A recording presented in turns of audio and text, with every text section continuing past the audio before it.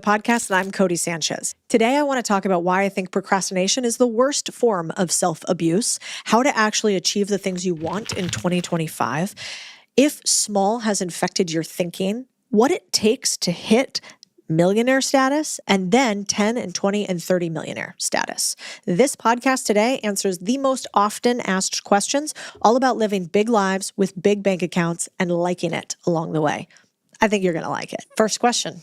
Playing the role of a 25-year-old, I want to get where you are, but I only have $7K in the bank. What's my first step? There's 4 stages to making money.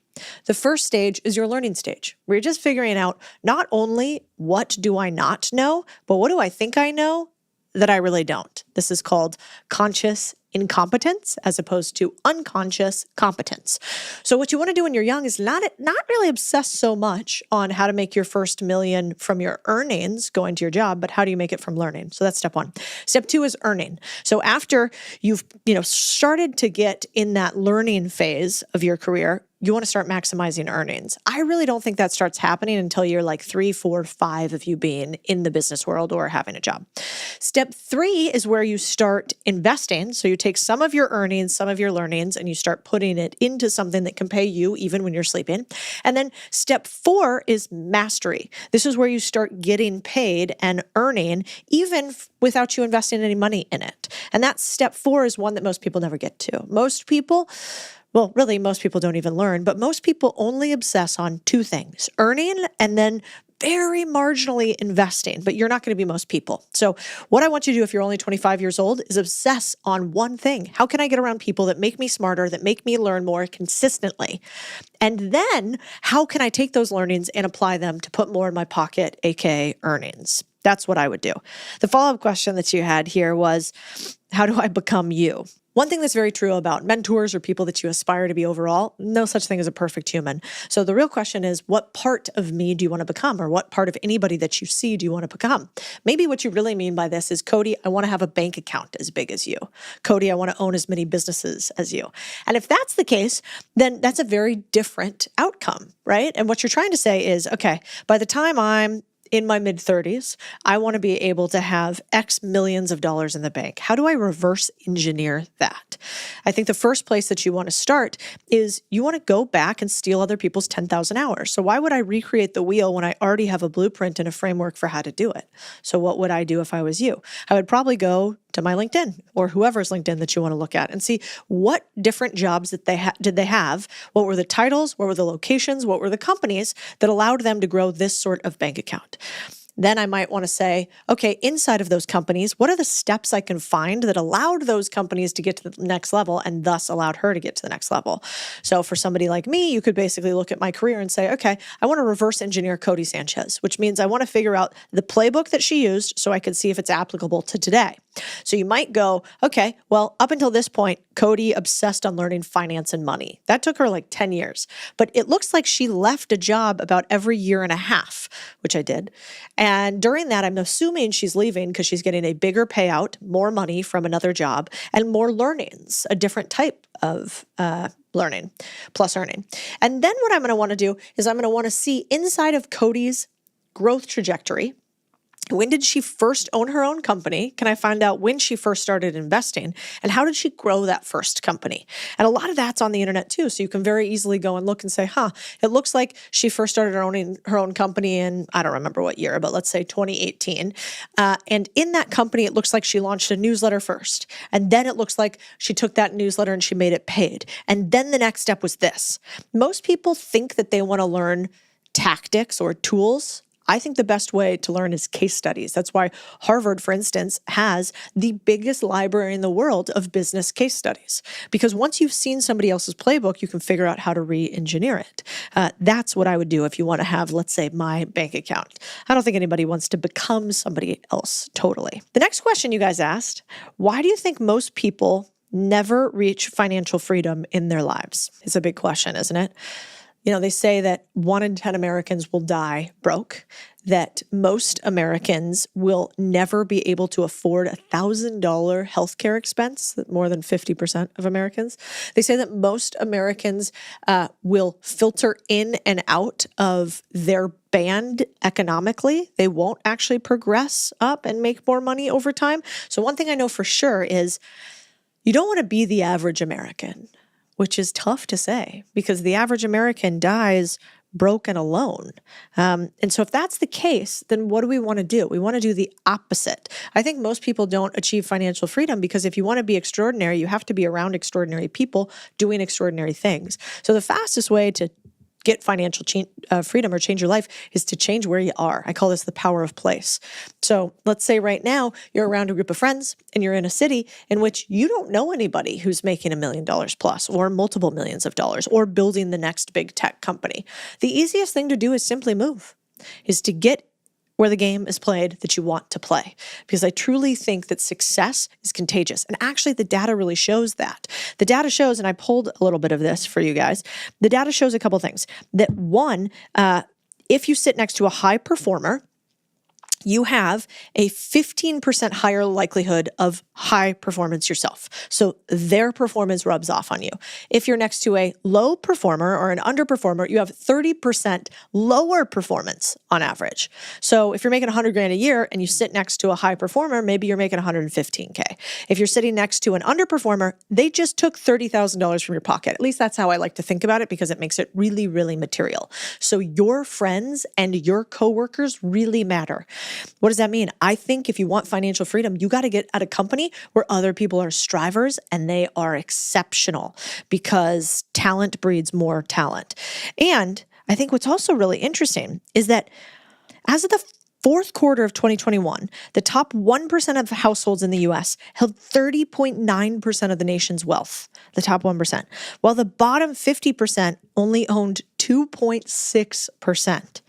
So over the past 5 decades, the top 1% of American earners have nearly doubled their share of national income, which leads us to believe, and there's a lot of studies that prove it, that your socioeconomic status in the U.S. is actually harder to change now than it was in the last 150 years. And we'll have all of these linked in the show notes on the YouTube video if you want to go and see the studies and see if you can poke any holes in them. So what that tells me is that we have to change the people that we are around. I think that is first and foremost. And then the second thing that we've got to do is we've got to change the ideas that are in our head. And so thankfully, a lot of success, there is actually, you guys, which is fascinating, there is little to no research that high IQ leads to higher income. Now, there is research that shows really low IQ or very like lower mid IQ and below does materially show that you're going to make less money. Lots of research showing that. But there's not a lot of research that says high IQ leads to income. In fact, at the highest levels of IQ, they actually have a lower income. Why is that? Because they are not able to do what's called EQ, right? Emotional intelligence. And a lot of success actually is driven by two things that have nothing to do with you having money or with you being really smart. And the first one is your EQ. How do you engage with people? Can you get people to do things that you want? Can you get people to trust you? How do you present yourself as a human? And the second part has to do with grit. You know, one of my favorite studies by Angela Duckworth at the University of Pennsylvania, I believe. I believe it was at Penn, but you guys will tell me if it's a different one.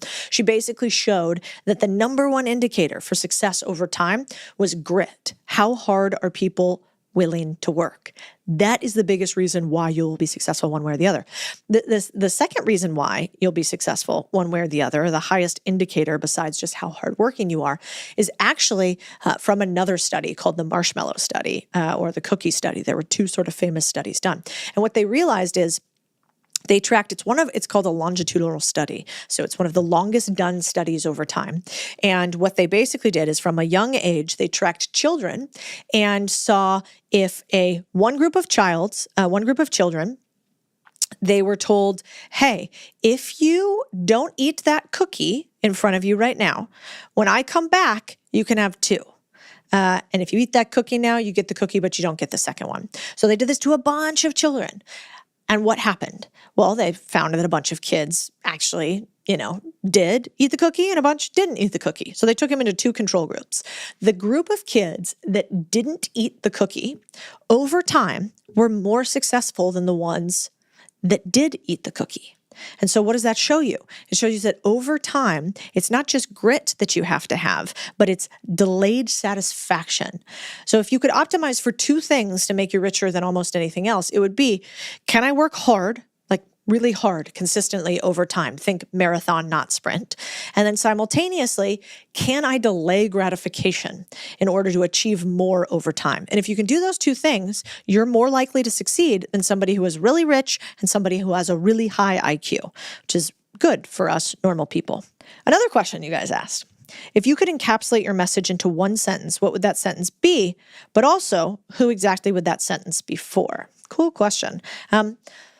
The one word that encapsulates my entire message is ownership. And you guys might have heard me say this, but I want to make sure you understand.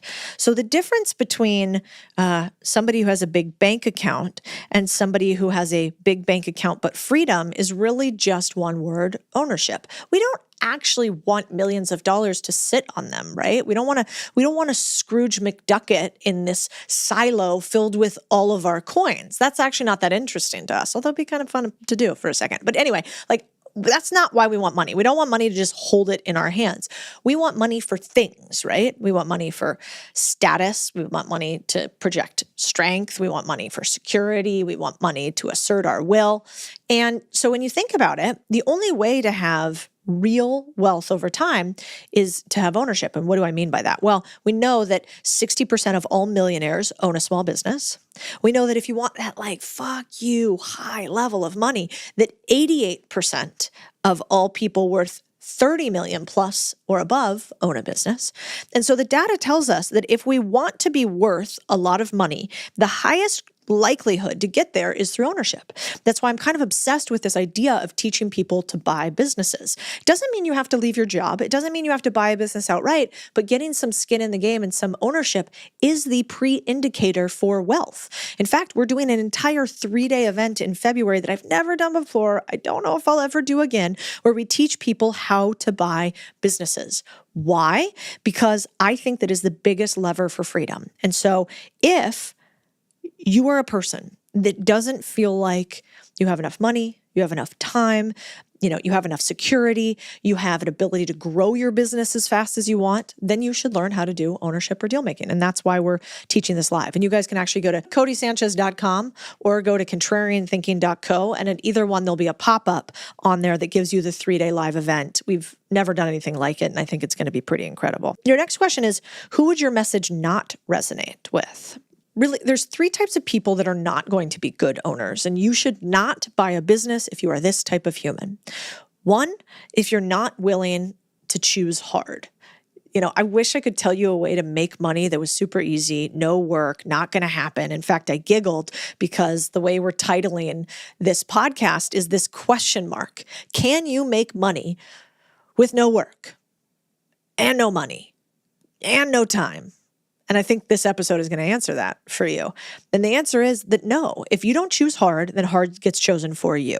If you do not try to get fit, then what are you likely going to try? Or then what's going to likely try you? Being fat. Being broke is hard. Being rich is also hard. It's hard to get there. Being married, hard. Being single, also hard. So I think you have to choose what kind of life you want. The fallacy is that if you don't want to work hard and you don't choose hard, then you won't ever get it. And I just think that's not true. There are these people these days that are like, there's this hustle porn that's happening in the world. We've got this hustle culture. Yeah, maybe.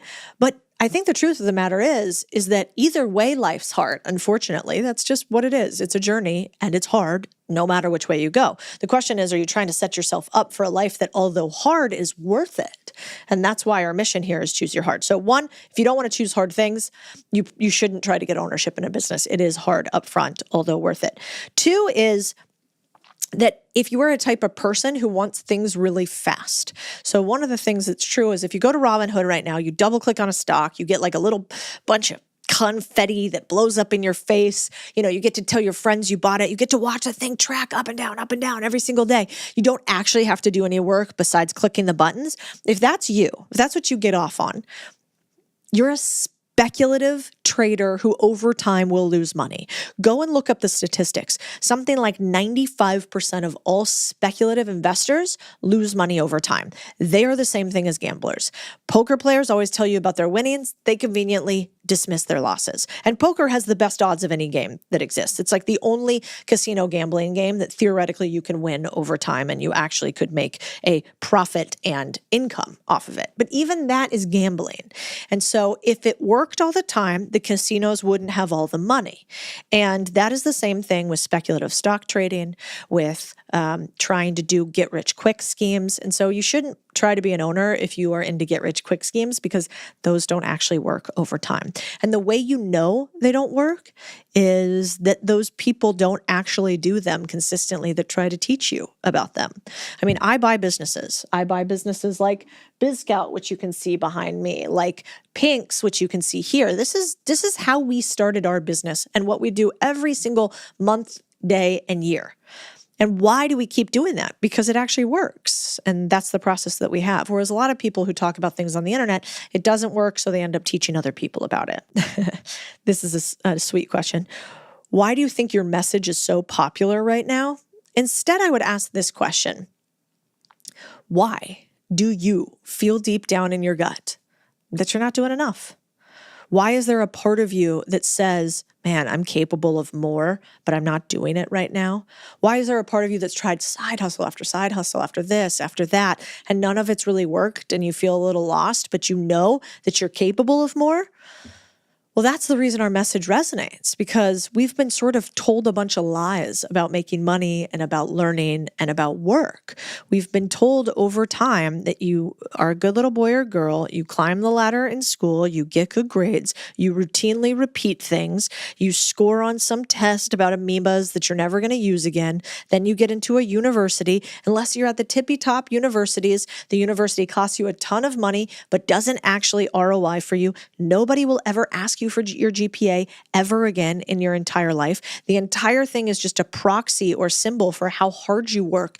And are you competent at all? There's an indicator that if you get into a better school, you're hardworking and competent. And so you do it, but you're basically paying hundreds of thousands of dollars over your lifetime for a certification that says, yeah, I'm kind of smart and I'm hardworking. And then you'll have to interview me more than that. I went to Georgetown for my grad school and I went to Arizona State for undergrad. I can't remember my first 3 jobs. They asked where I went to school, never again after that. Maybe my first 3 jobs, they asked what my GPA was, never again after that. People don't care about where you went to school anymore or what you think they're good at. Show me. Don't tell me. And so the message is resonating because we were lied to about how to actually get ahead. And then we invested all our time and money into these things that were supposed to project us into a better future. And we're realizing over time, holy hell, they don't. And, there's this graph that we'll put on here. If you're on YouTube, you can look at it, that basically shows you over time, universities have increased by double digits every single year their cost. So we have this linear graph that looks like this for how much universities have cost. The problem, the ROI on them, so the return that you get for going to a university, has gone down. What do I mean by that? Well, you don't actually make the same amount more money by going to university as the increase in the cost of university. So that means the value has gone down. You know how you go to buy like a bag of Lay's chips lately or something, then you go to open the bag and the bag feels like big and fluffy, and then you open the thing, you're like, this is like a third. I paid for 3 chips. Like, what happened? So that's what's happening with university. We go there with all these ideas of like, once I get in, I'll have made it. And then when we go to leave, we realize, wait a second, I don't actually make more money because I went to this school that cost me 6 figures. And you can see that in the price of some of these higher level colleges now. And it's a scary thing for our future, and why I think the message is pushing back that show me what you're capable. I think in the future, we're going to have 2 types of people. We're going to have people who are stuck in a legacy industry in which they think that certifications names of companies that they worked for, and resumes are the way that you get jobs. And then increasingly, we're going to have a growing segment of people, and I call these decentralized. So these are centralized, permissioned individuals on the left, aka I went to Harvard. Here's my resume from Goldman Sachs. I worked at Uber, Facebook, etc. Those are big signals, permissioned individuals. And then over here on the right, we're going to have decentralized, credentialless individuals who are like, I built my startup, but I dropped out of Harvard. Look at this, piece of copywriting that I did right here. Do you like this individually? Here's 7 deals that I closed over time. Do you want to see those? And increasingly, we're going to be able to prove, as one would on the blockchain, your work. You're going to have proof of work. And that proof of work will be the thing that drives people forward on a go forward basis. So if you want to get a job, you won't be able to explain your way in an interview and say, this is why you should hire me. You're going to actually have to say, let me show you. Let me show you live. Here's my proof of work. And you can tell me if this proof of work is up to your standard. There's a guy the other day that wanted to produce this podcast. This is a real story. And he interviewed really well. And he had a good story. And we liked him. It was kind of a decent culture fit. And then we were like, show us your work. Show me the best podcast work that you've done.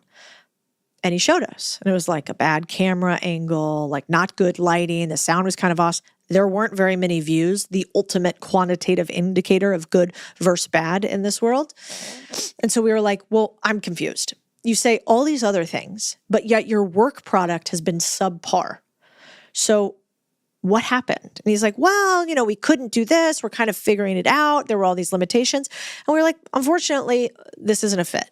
If you can go somewhere and show us that you can have executed on this, then you can come.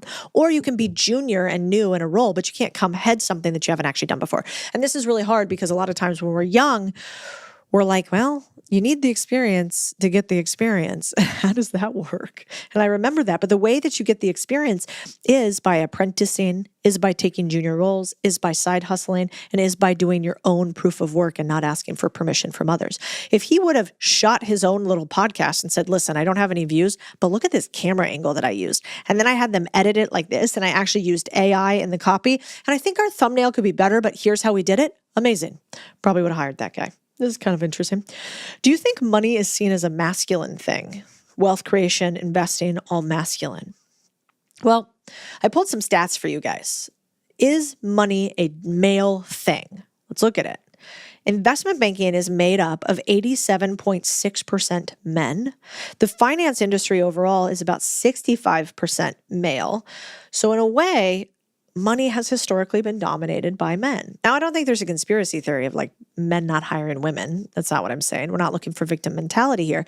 But I actually do see it firsthand that men are better at negotiating than women, that men make more than women often, even with a similar skill set. That's partial negotiation. And that men, when they are in a deal, let's say arguing for a business to buy, they typically close the deal faster and at better terms than women. Now, these are gross generalizations, but we've put 5,000 people through business buying content, and this is what I have seen. These business buyers that we have over time, the women need a little bit more coaching to how to push back. One of the most important things, if you guys are ever going to do a deal or buy a business, is you've got to actually be tough. Just today, I was on the phone with this company that we're doing a deal with. It's driving me up the wall. And I think maybe one of the reasons I've been successful as a woman in business is really just this.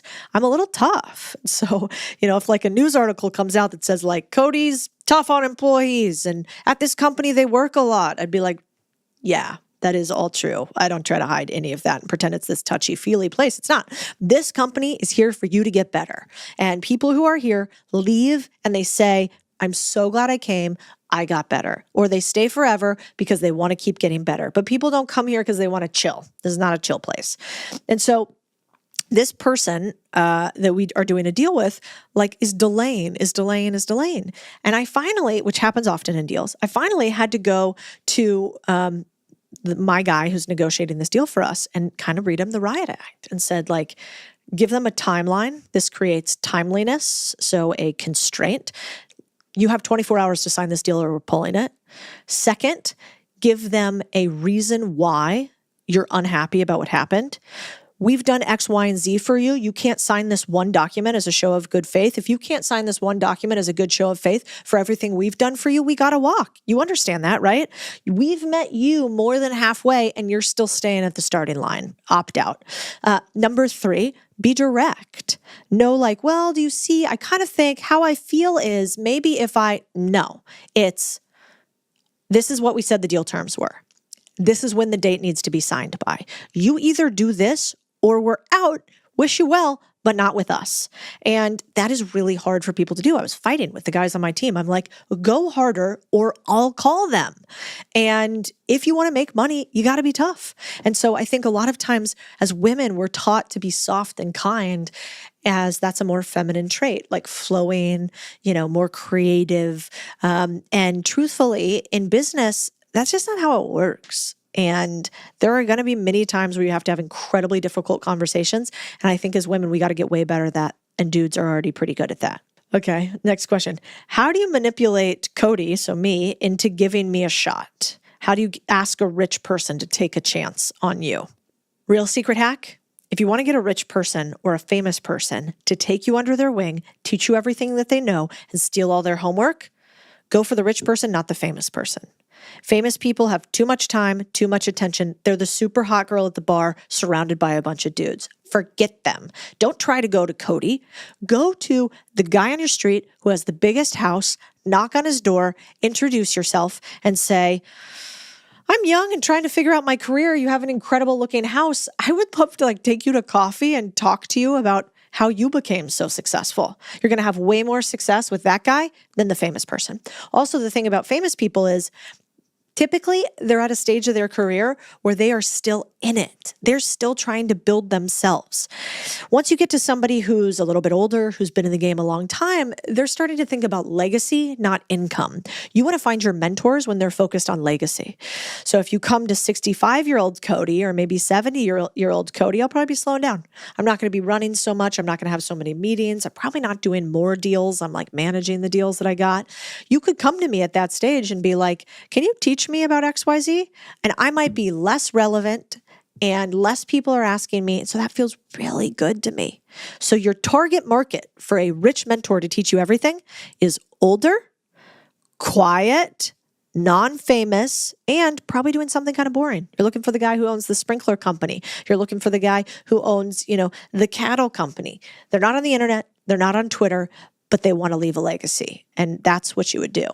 Now, here's how to really not get a response from somebody famous that you really want to get to online.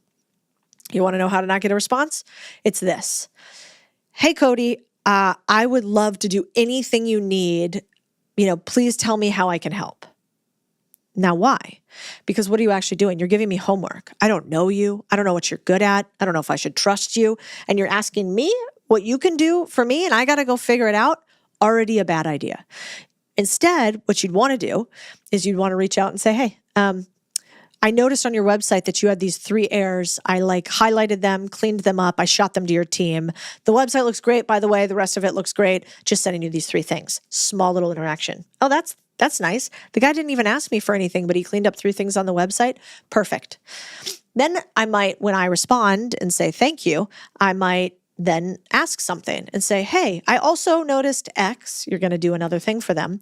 I noticed this news article that I thought would be relevant for you. This graph would probably be great for an Instagram reel for you. Man, I found this boring business.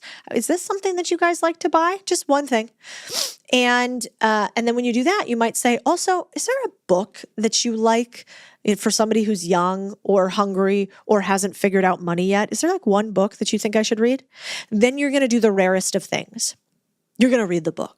You're going to read the article or whatever the person tells you to do. And after you do, you're going to reach out again, super light touch. Hey, I read that book. It was amazing. Here are my 3 favorite parts. I had one question about this. Now, what are you doing? This is how you slowly start to date a woman, right? You don't come in guns blazing, asking her to marry you or sleep with you, you dirty dogs. What do? You go slow and steady. Okay. So, hey, how are you? It's nice to meet you. Tell me about you. That's what you're doing here. You're soft selling your way to them caring about about you. And after you do that a period of time, I usually like to have the 10x rule, which means that I give 10 times before I ask for anything real in return. 10-to-1 ratio.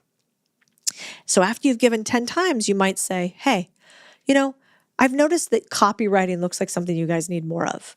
Would you be open to me sending you a few projects? I could send it to somebody on your team and seeing if I could be a good copywriting fit for you.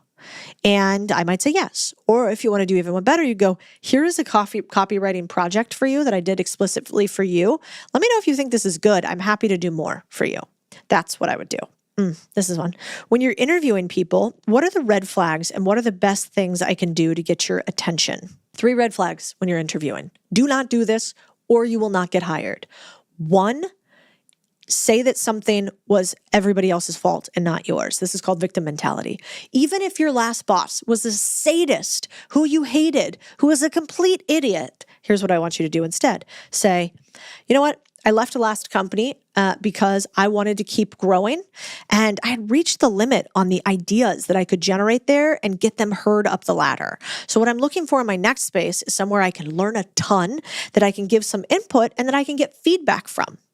So what are you saying under the table there? Well, if you're listening, it's like, oh, she wasn't getting listened to. That annoyed her. She wasn't getting feedback to be better, and she wasn't continuing to learn. So I'm asserting the reasons why you left, but you're not saying, I really disagreed with my boss. I didn't like how the CEO ran the business. He was a dick. This happened. No, we're not going to do that. That's 1, don't play victim. Instead, be positive about your last place, even if it was a hellhole.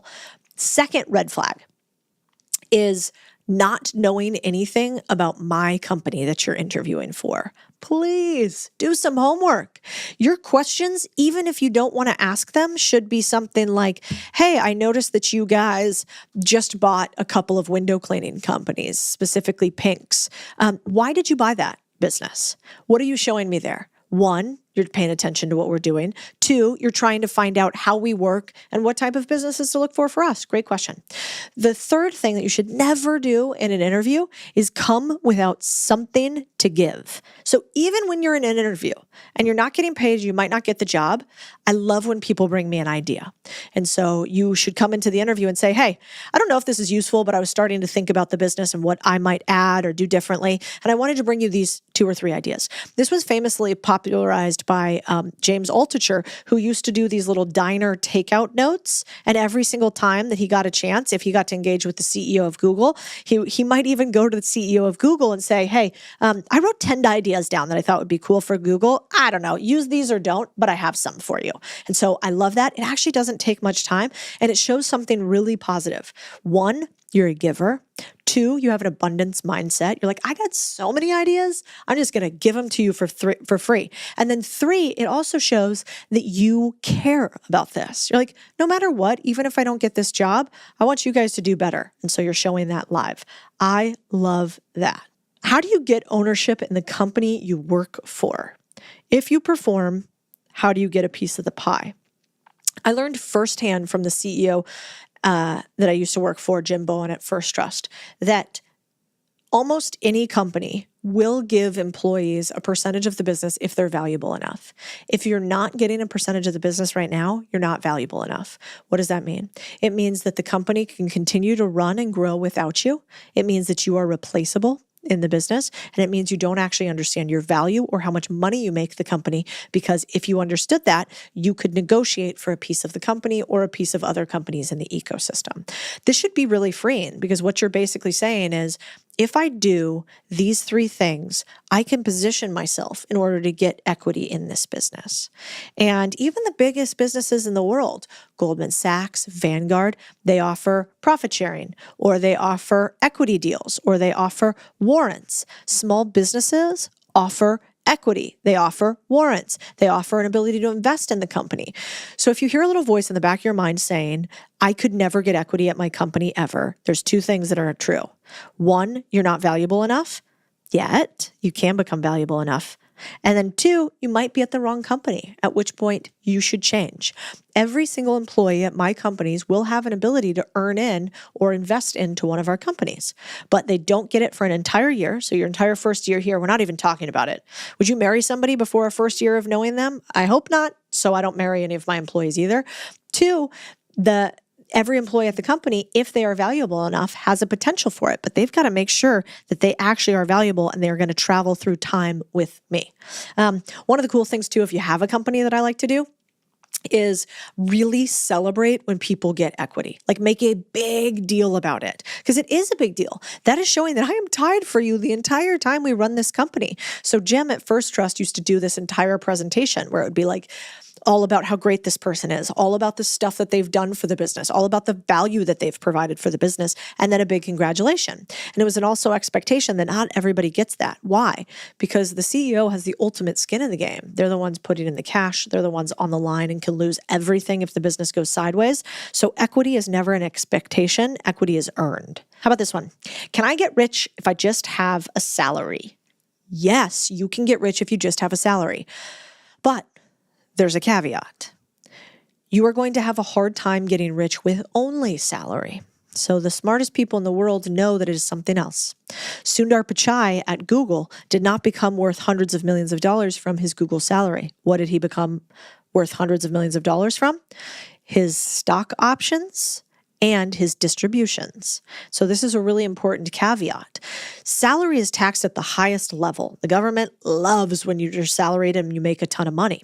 If you get stock options and distributions, those are taxed at a lower level. It's called long-term capital gains. And so over time, the smartest, richest people move their salary. So they take less money every single year guaranteed, and they take more money in the form of bonuses. So if you are smart and you love your job and you want to stay at your job, start trying to figure out how to move straight salary to bonus, equity, or distributions. That's the key. Somebody asked me, okay, what can I do if I want to buy a business, but I have no money? There's 4 things you can do. 1, you can get other people's money, right? So this is a cash transaction, but not with your own. That could be loans, that could be SBA, that could be raising third-party capital. So that's one leg of the table. 2 is expertise. You could actually know a lot about podcast producing. And so if you came onto a podcast, you ask for a little cut of the upside, you ask for a little cut of profits or revenue, you ask for equity in the business, you're a pro, you're going to materially affect the outcome for the podcast. So they're going to give you some equity in the business. So that's expertise. The 3rd is sweat equity, which is just like, I am going to beat my head against the wall. I'm going to do all the work. I'm going to take off all the tasks you don't want to. And for that, I want to be compensated for my time and effort. That is for lower level if you don't have any cash and you don't have any expertise. And the 4th that not enough people talk about is structuring. This is knowledge. So structuring means, do I know how to deal make enough that I can structure a transaction that allows me to get part of a business without anything else? And that is really how the smartest deal makers do it. We also are going to teach that in the 3-day if you guys come. I think the difference between a good deal and a bad deal is 2 things.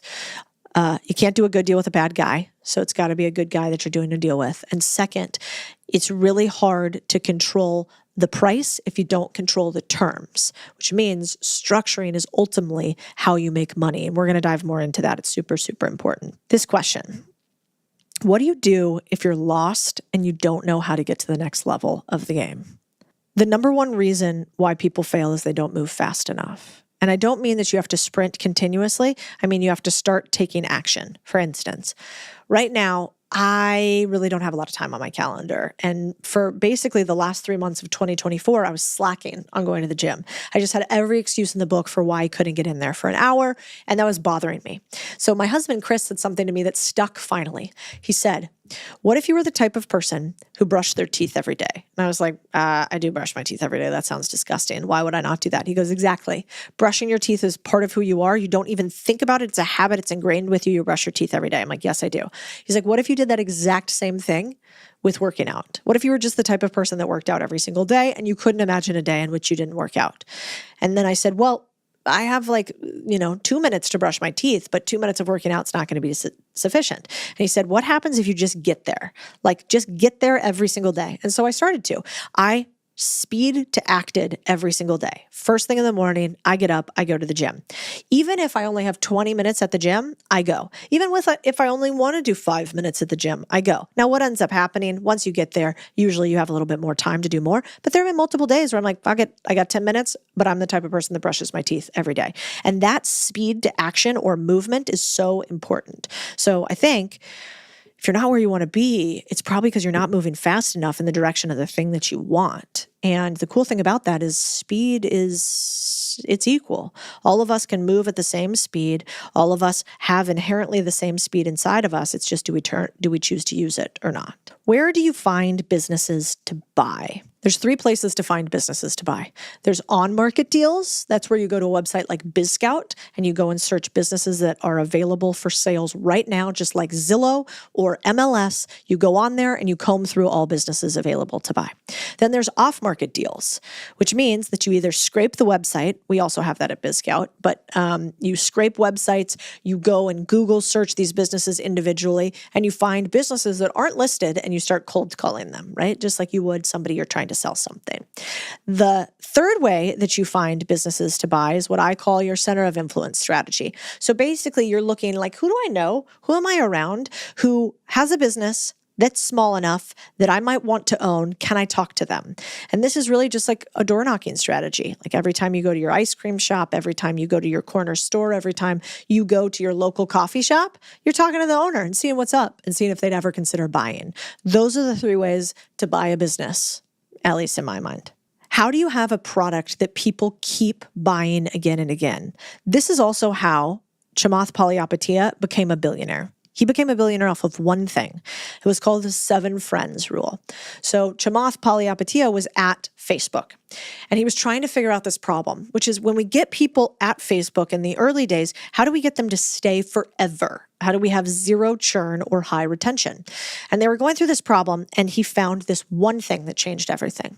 He was like, wait a second. If I get somebody to come to Facebook and they find 7 of their friends, or they bring 7 other friends with them, but they connect with 7 people in 1 week, they never leave.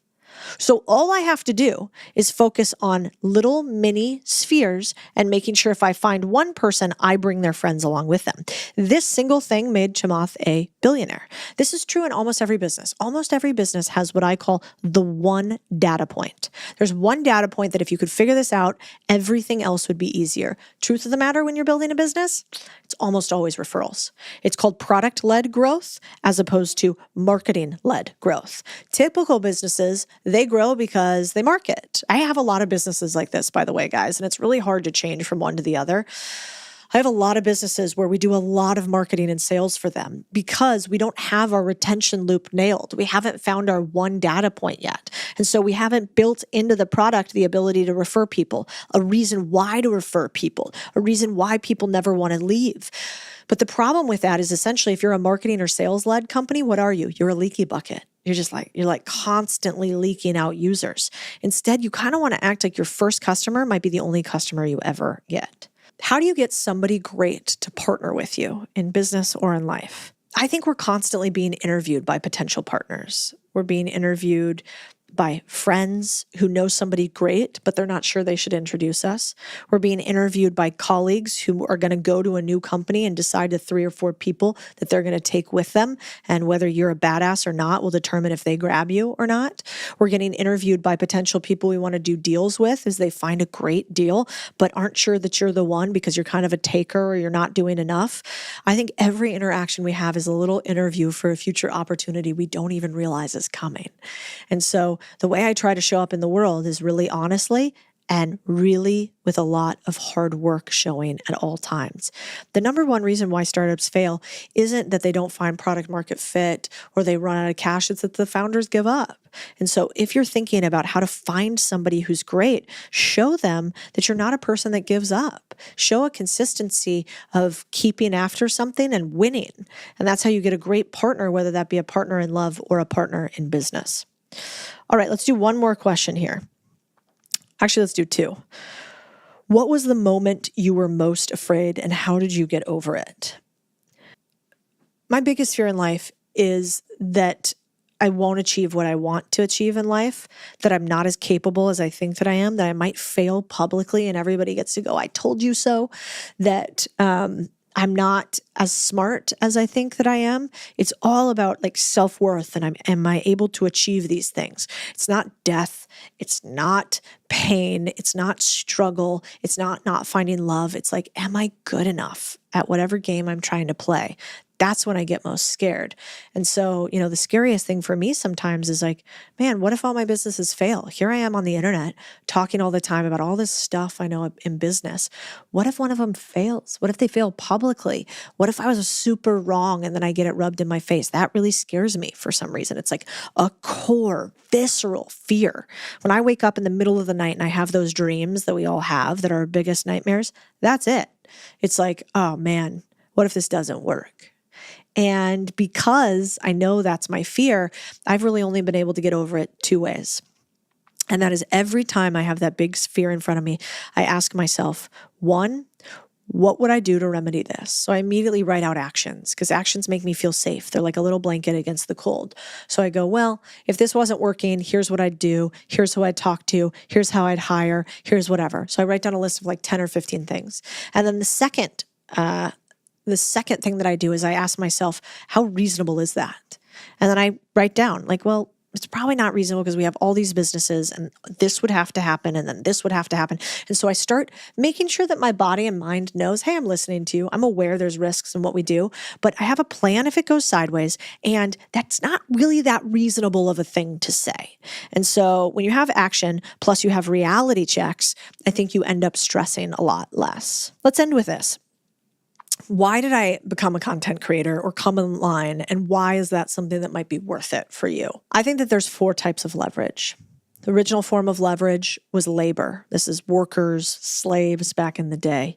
The second form of leverage was capital. So this is when the banking institutions were created. That's when all the Rothschilds and the big titans of industry were created. 3 is code. That's how Elon and Jeff Bezos and everybody standing behind Trump in the election day, they made most of their money through labor, the least, capital, the second least, and code foremost. And then I think the 4th type of leverage today is attention. And if you see those people today, why would Elon buy Twitter or X now? One, I think he truly believes that he was saving free speech, but also because he is now the news. He is now our attention. He is our audience. Think about it. The other guy standing up there was who? Zuckerberg, who owns Instagram and Facebook. Our time, our attention. Who else was standing up there? Sundar Pichai, CEO of Google. Why? Because they own our attention when we search for things online and they get to direct us to the answers to our question. Who else was a part of the inauguration? Sam Altman, who is the 21st century version of Google with OpenAI, which now we're going into to ask things to. Who else owns our attention? Well, that would be Jeff Bezos, because when we go to search for things that we need and take action on buying them, where do we do that? Oh, well, that's Amazon. And so all of them have labor, capital, code, and attention. And today more than ever, I think attention is critical. And so one of the reasons I got online is because our businesses need the lifeblood of the 21st century highest form of leverage, which is attention. That's why I think it's very silly when people say, well, if you were really good at buying businesses, you wouldn't be on the internet. Well, if I don't know, Oprah was really good at psychology, she wouldn't have made the O network. That's silly. Well, if Elon was really good at building rockets, he wouldn't have spent time on X. What? That's dumb. Why do we do these things? Because this is the highest form of leverage that there is. And because, and you should pay a lot of attention to this, our most precious thing that you and I have, like deeper than anything else, is our time. Unless Brian Johnson figures out how to not have us die, and he might, we don't get it back. And so because of that, we got to be really careful around who we let into our earbuds, who we let into our brains, because they infect us with their beliefs and their contagion. That's why I think it's so critical that you listen to people who help you believe you can do things, as opposed to people who tell you why you can't and put you down. Get away from those people. They are cancerous and they're everywhere. And they sound smart because pessimists sound smart and optimists make money. And so part of the reason that I am on the internet too is to get to people like you, for us to have a conversation and me to say, don't listen to these fucks. You're capable of more than you think. If you work harder than you feel you want to, for longer than you think you need to, you can probably have a totally different life this year than you did last year. And if any of that is interesting, you should join us at the 3-day event at contrarianthinking.co. I want to create more owners in this country, and I think it starts with you. All right, until next time.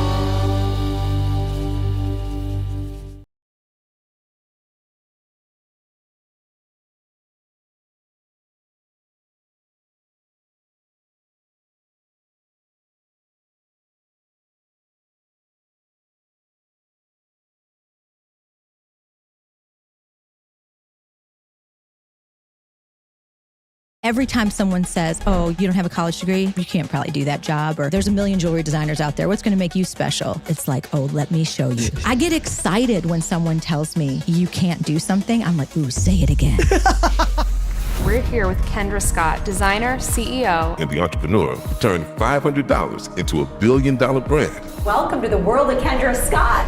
If you want to brainwash your way to success and make a business or money on your own terms, this podcast is for you. You're going to want to hear this story if you feel stuck, if haters are getting in the way of you achieving the life that you want, or if you want to figure out how to take your business to the next level with stories from somebody who's done it without a legacy of money, just with a bunch of grit. No one would invest in me. For 10 years, I bootstrapped this business. And as I run a $1 billion business today, I still have that scrappy startup mindset. You know, when you start with nothing, you never forget how hard that is. Oh, yeah. Was there ever a moment where you thought, this business is going under, we're not going to make it? How much time do we have?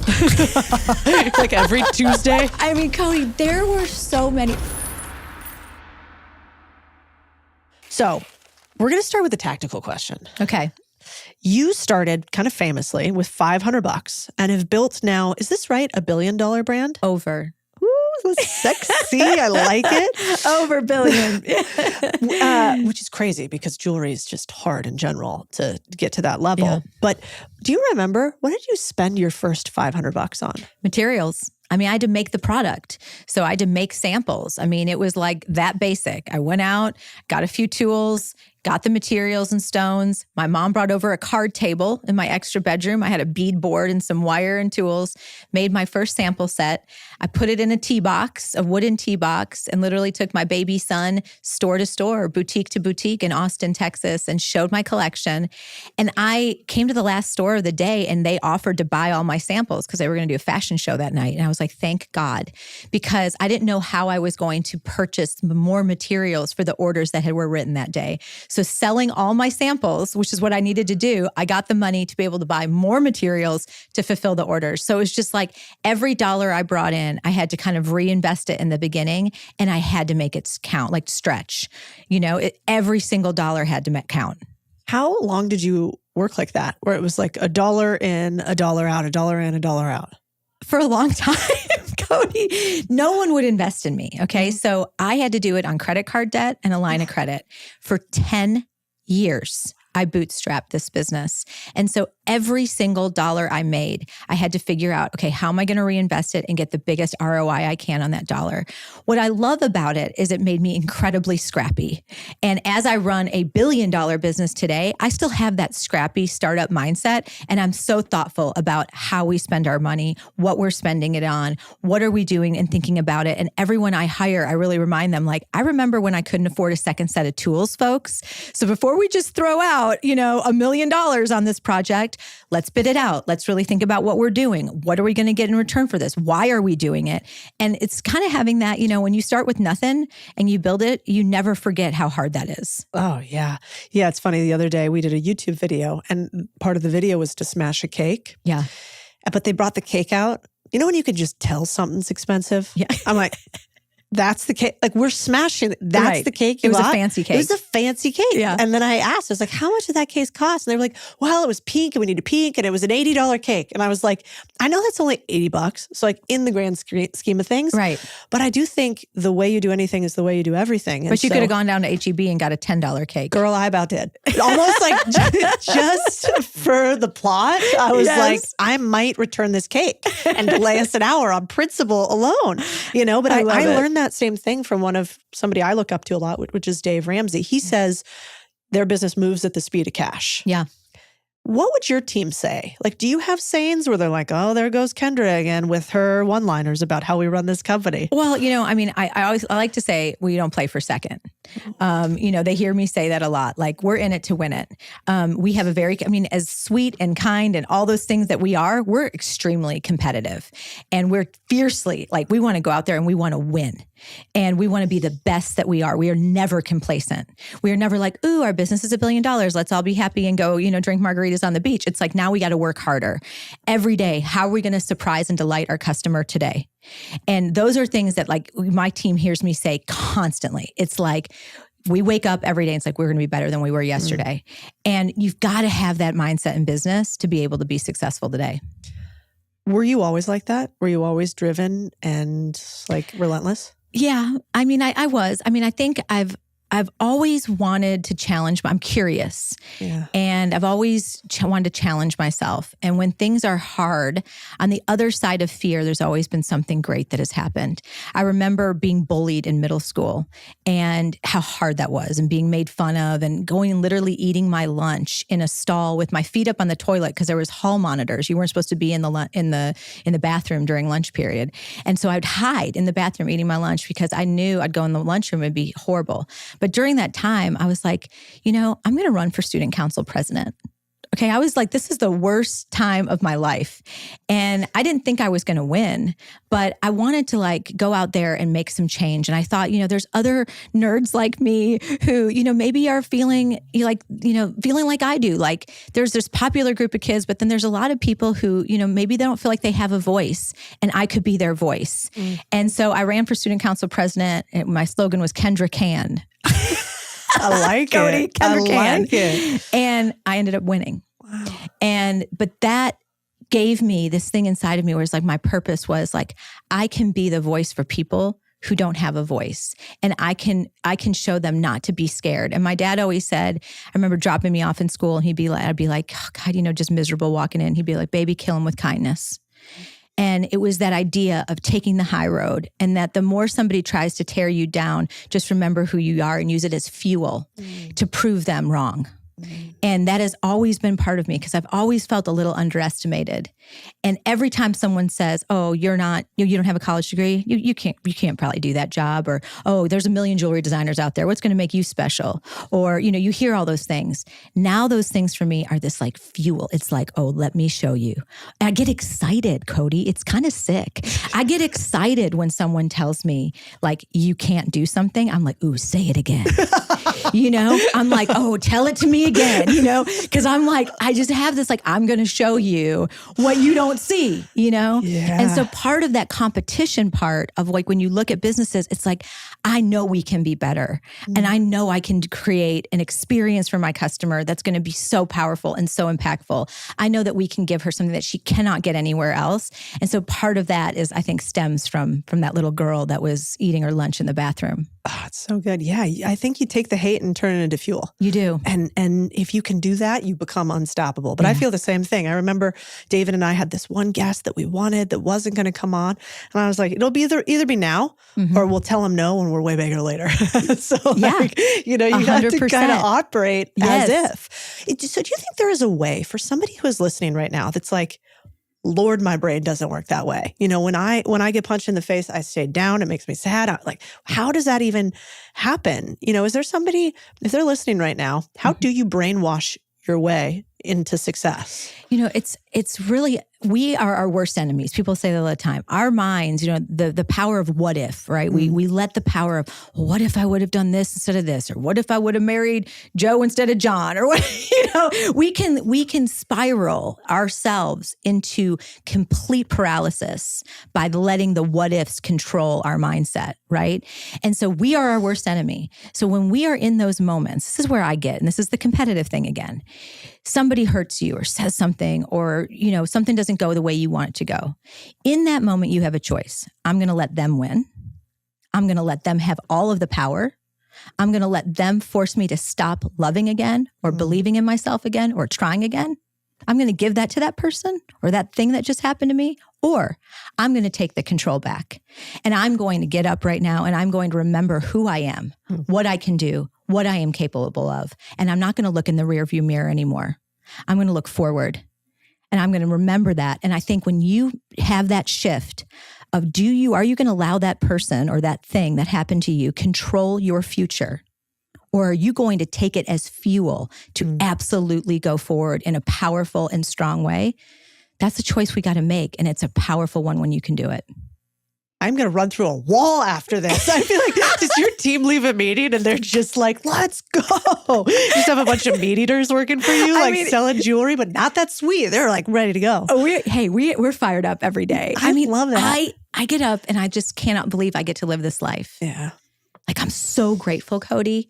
I'm so grateful that I get to do what I love, that I get to work around such incredible, awesome people, that I get to do things and help other entrepreneurs now and help other women founders. Like, it is like a dream.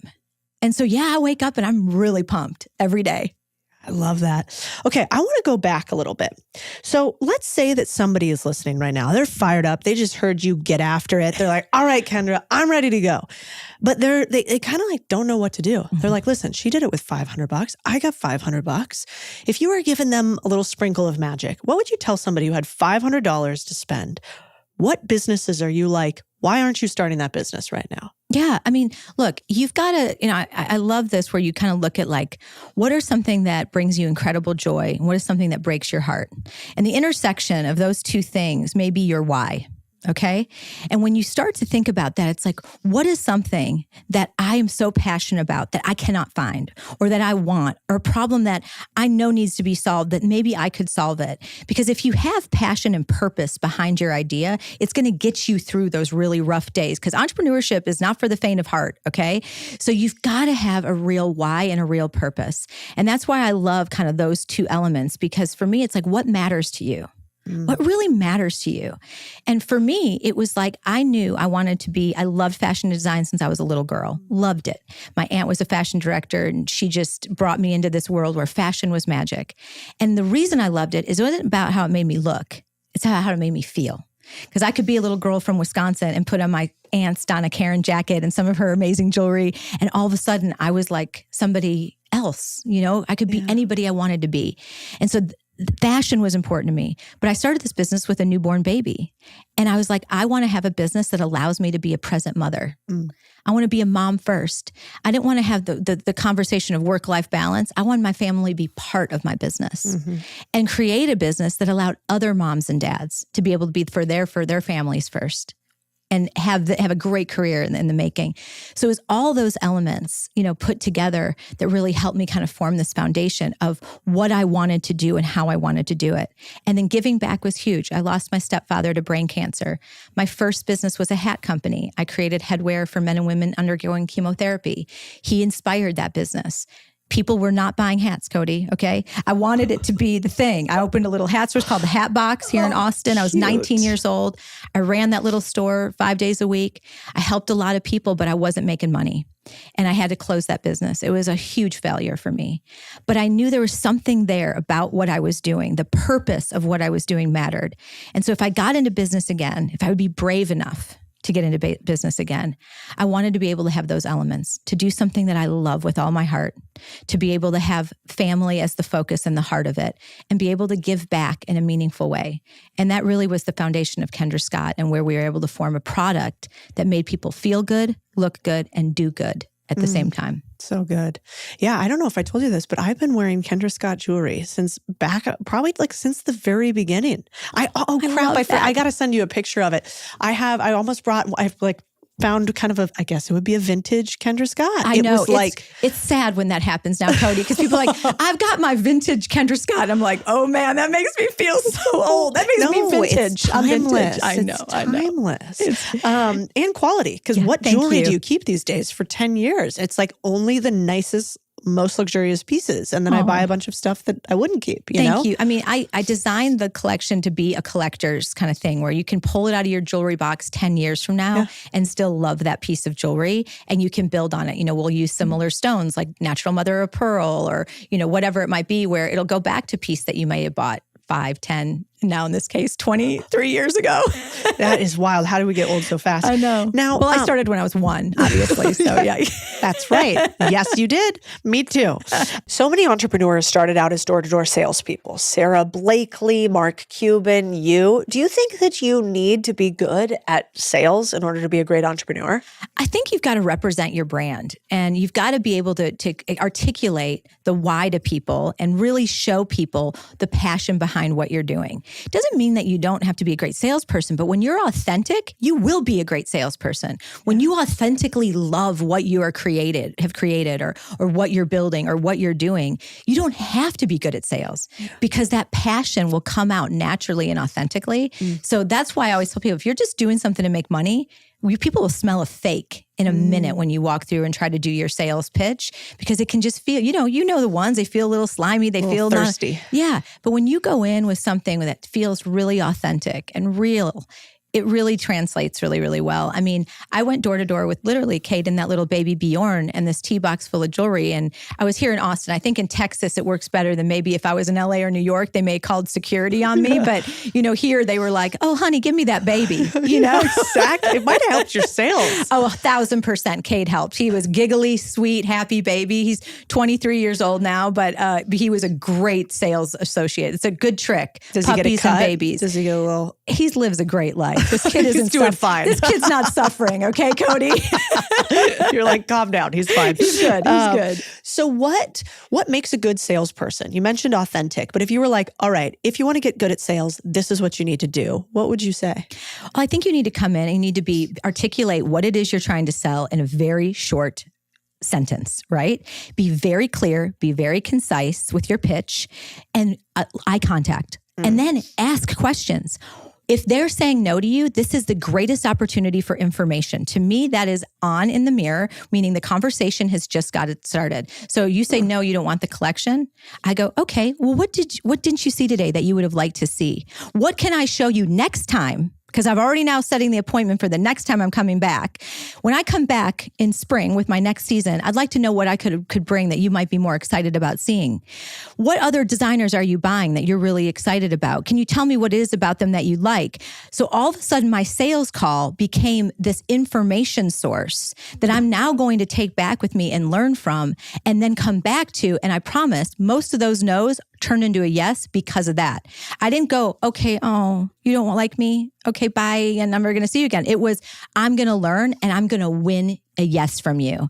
And I'm going to keep trying. And I would send cupcakes and cookies to buyers in the early days. If it was a spring theme, I'd send like bird-shaped cookies or flower-shaped cookies and handwritten notes. And I had one buyer from Neiman Marcus. She called me one time and it was like, years, I want to say, like 4 years or something. She finally was like, I've gained 11 pounds. Will you please quit sending me cookies and cupcakes? But I want to come in here and talk to me and come show me your collection. She's like, I love everything that you're doing. She's like, I was in church on Sunday and 6 girls in front of me were all wearing Kendra Scott. And she's like, at that point, she's like, the scale was talking to me and God was talking to me. She's like, come on in and show me what you got. But I mean, it's part of it is that persistence of like taking no and figuring out how to turn it into a yes and doing it through really getting that feedback from whoever it is you're selling to. That's great. Do you teach, when people come into Kendra Scott, do they get like a Kendra Scott sales lesson? Like, is this something you teach the team about a certain way that you guys sell? Yeah. So we say connection over transaction. I tell my team all the time, you look in retail stores and they're like, oh, the SPT and the UPT and all this stuff. And it's all data driven. And their teams are just so much on like, how many items per transaction am I selling? And they become almost robotic. I take all that and I throw it in the trash. To me, brick and mortar is a place for connection for brands, for people to get connected to your brand, to experience your brand, to become in the world of what it is that you're creating. So the goal for the people that you have in those stores is not to sell. I'm going to say it again. The goal for the people that you hire in your retail stores is not for them to sell. It is for them to connect. It is for them to make every single human that has taken the time out of their crazy busy schedule, who decided to walk through the doors of your store, which is a gift, by the way, to make them feel loved, welcome, appreciated, and have the time of their life. Whether or not they leave with a yellow bag that day or not, if you've created a real connection with that customer, you will get a customer for life. She will share that experience with all of her friends. She may go online later when she's in bed after she put her kids to bed and go back on and shop online. But we have made a real connection. And if your retail stores become that place of connection, brands can absolutely blow up. But when you're focused solely on transaction, those are where you're going to see the for lease signs coming up real soon. Buying a business or launching your own venture can feel impossible if you're stuck figuring out the website, logo, email marketing all at once. But here's the good news. GoDaddy Aero is here to help. So just a few prompts, it builds a professional website, a logo, an email, even social content, all tailored to your business. It's like having a whole launch team in your laptop. Instead of months of grinding, you can go from idea to launch-ready business in minutes. No more waiting, no more guessing, just a real online presence that you can grow with day one. Suddenly, the thing that was just a tiny idea in a notebook is online, polished, and ready to scale. So if you're ready to take your idea to life, head to GoDaddy.com/Codie Sanchez and try GoDaddy Aero today. You know, it's fascinating because I've experienced your brand so many times being here in Austin, and you just launched Yellow Rose, Yes. which is a stunning store. You know, I'll let you explain it, but let's call it like modern Western in my terms. But it is beautiful jewelry, kind of feels timeless, feels like I could have gotten it from the best pieces from my grandma. And we actually had a YouTube video that we did outside of your store. And I'm just remembering this now. I have a big production team. And so they go around to stores and ask, could we shoot outside? And all of our videos, we donate the profits that we get to varying charities. This one was like Austin Entrepreneurs or something. I love it. And so it was a boys versus girls sales challenge. So who is better? Yeah. And so they went and sold like different things, coffees, whatever, on the street. And I had the funniest experience. I had an experience with your team that was amazing. You're like, whatever you want. Out front, great. Come in. Are you guys okay? Do you need something to drink? Right. Like, oh, we'll buy it. You know, let's let the girls win. I'm buying that from the girl. The boys can't win this. They're incredible. Thank you. Then we had another brand that I won't say, where we were in front of their store for like 30 seconds. They were like, mad, came out, you know, who are you? You know, can I talk to the manager basically? Wow. You know, Yeah. and one, it's public domain. So actually in the place that we were at, we didn't even have to ask, but we did it out of courtesy. Of course. And I'm thinking in that moment, you're exactly right. How many times do we miss an opportunity because of the rules or how everybody else does it, as opposed to thinking human connection wins? Human connection always wins. And when you train your staff and give them the power to please, where they don't have to ask a manager for approval. If I am putting the most important job in my company, it's not any of our C-level suite, it's not any of our SVPs, it is my front line. Those are the most important people at Kendra Scott.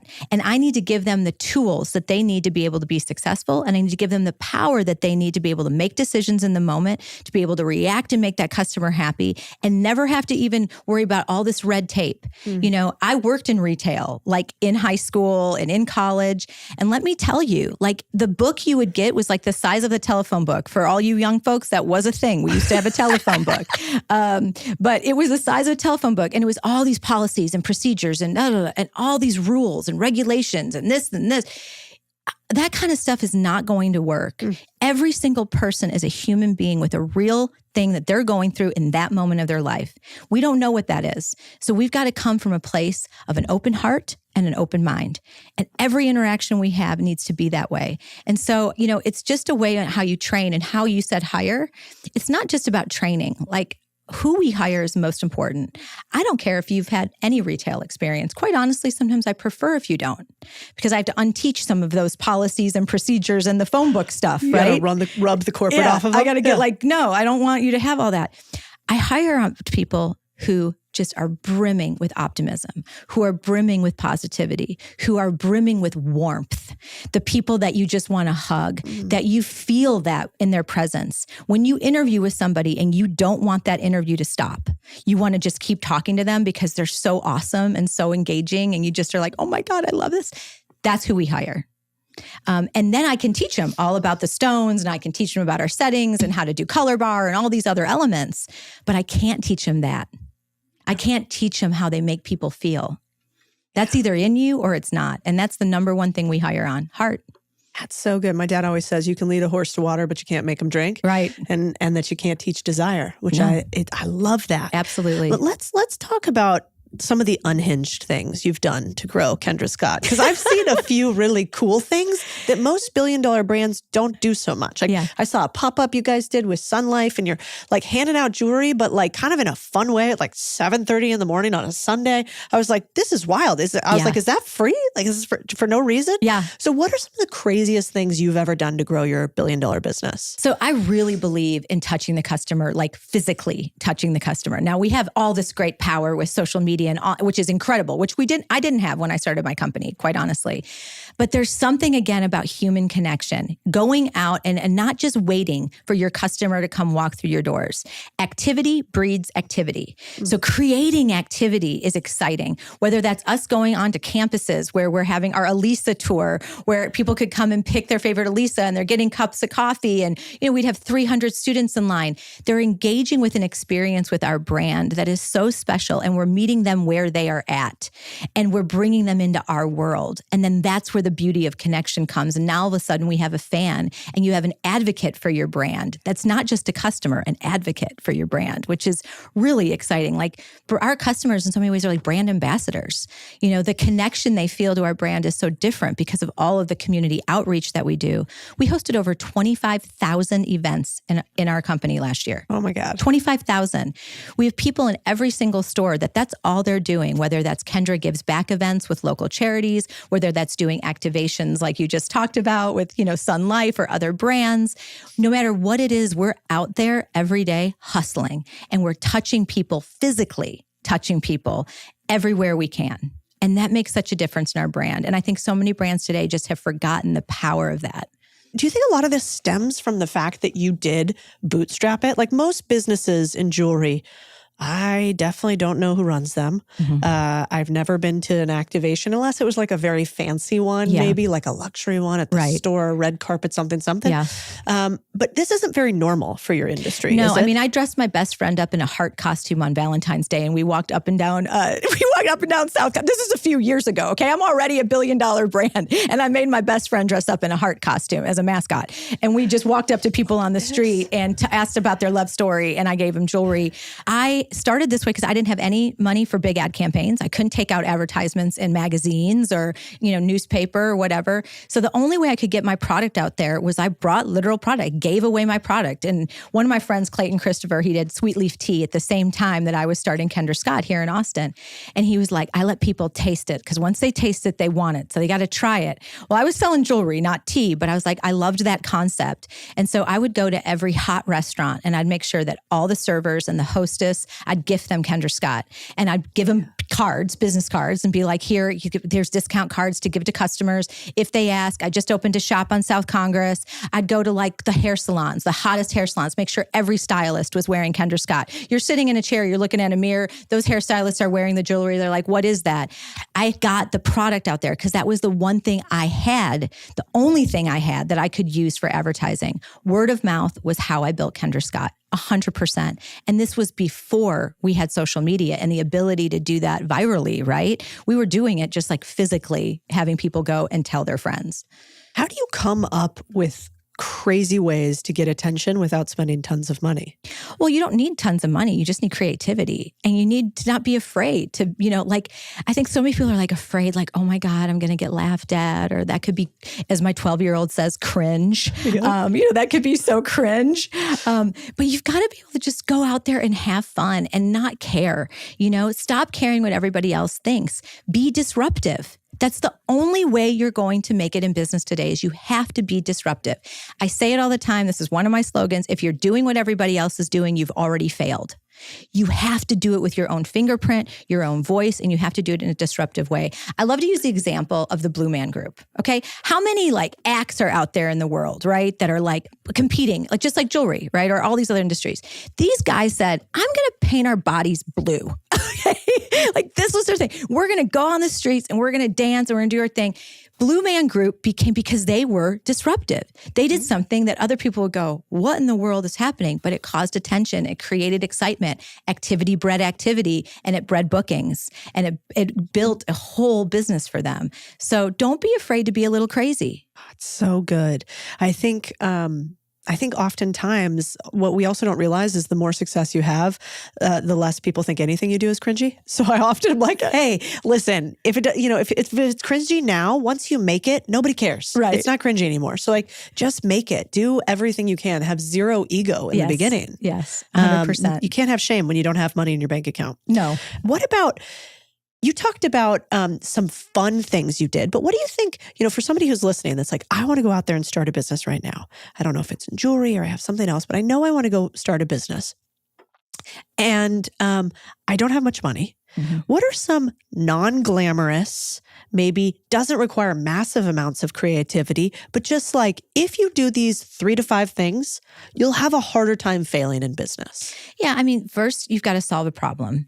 I like to look at my friends, Tiff and Leon with Tiff's Treats. They're good buddies of mine. I know, right? But cookies, okay? Cookies are a very common thing. Bakeries are a very common thing. But they took cookies and they said, what if we could deliver them hot? Like warm, That's different than what's out there right now. So they took a business that was, million cookies in the world. They took something and they created something that was special and disruptive by delivering them warm, right? They started out of their dorm room here at University of Texas in Austin, which is crazy to me, right?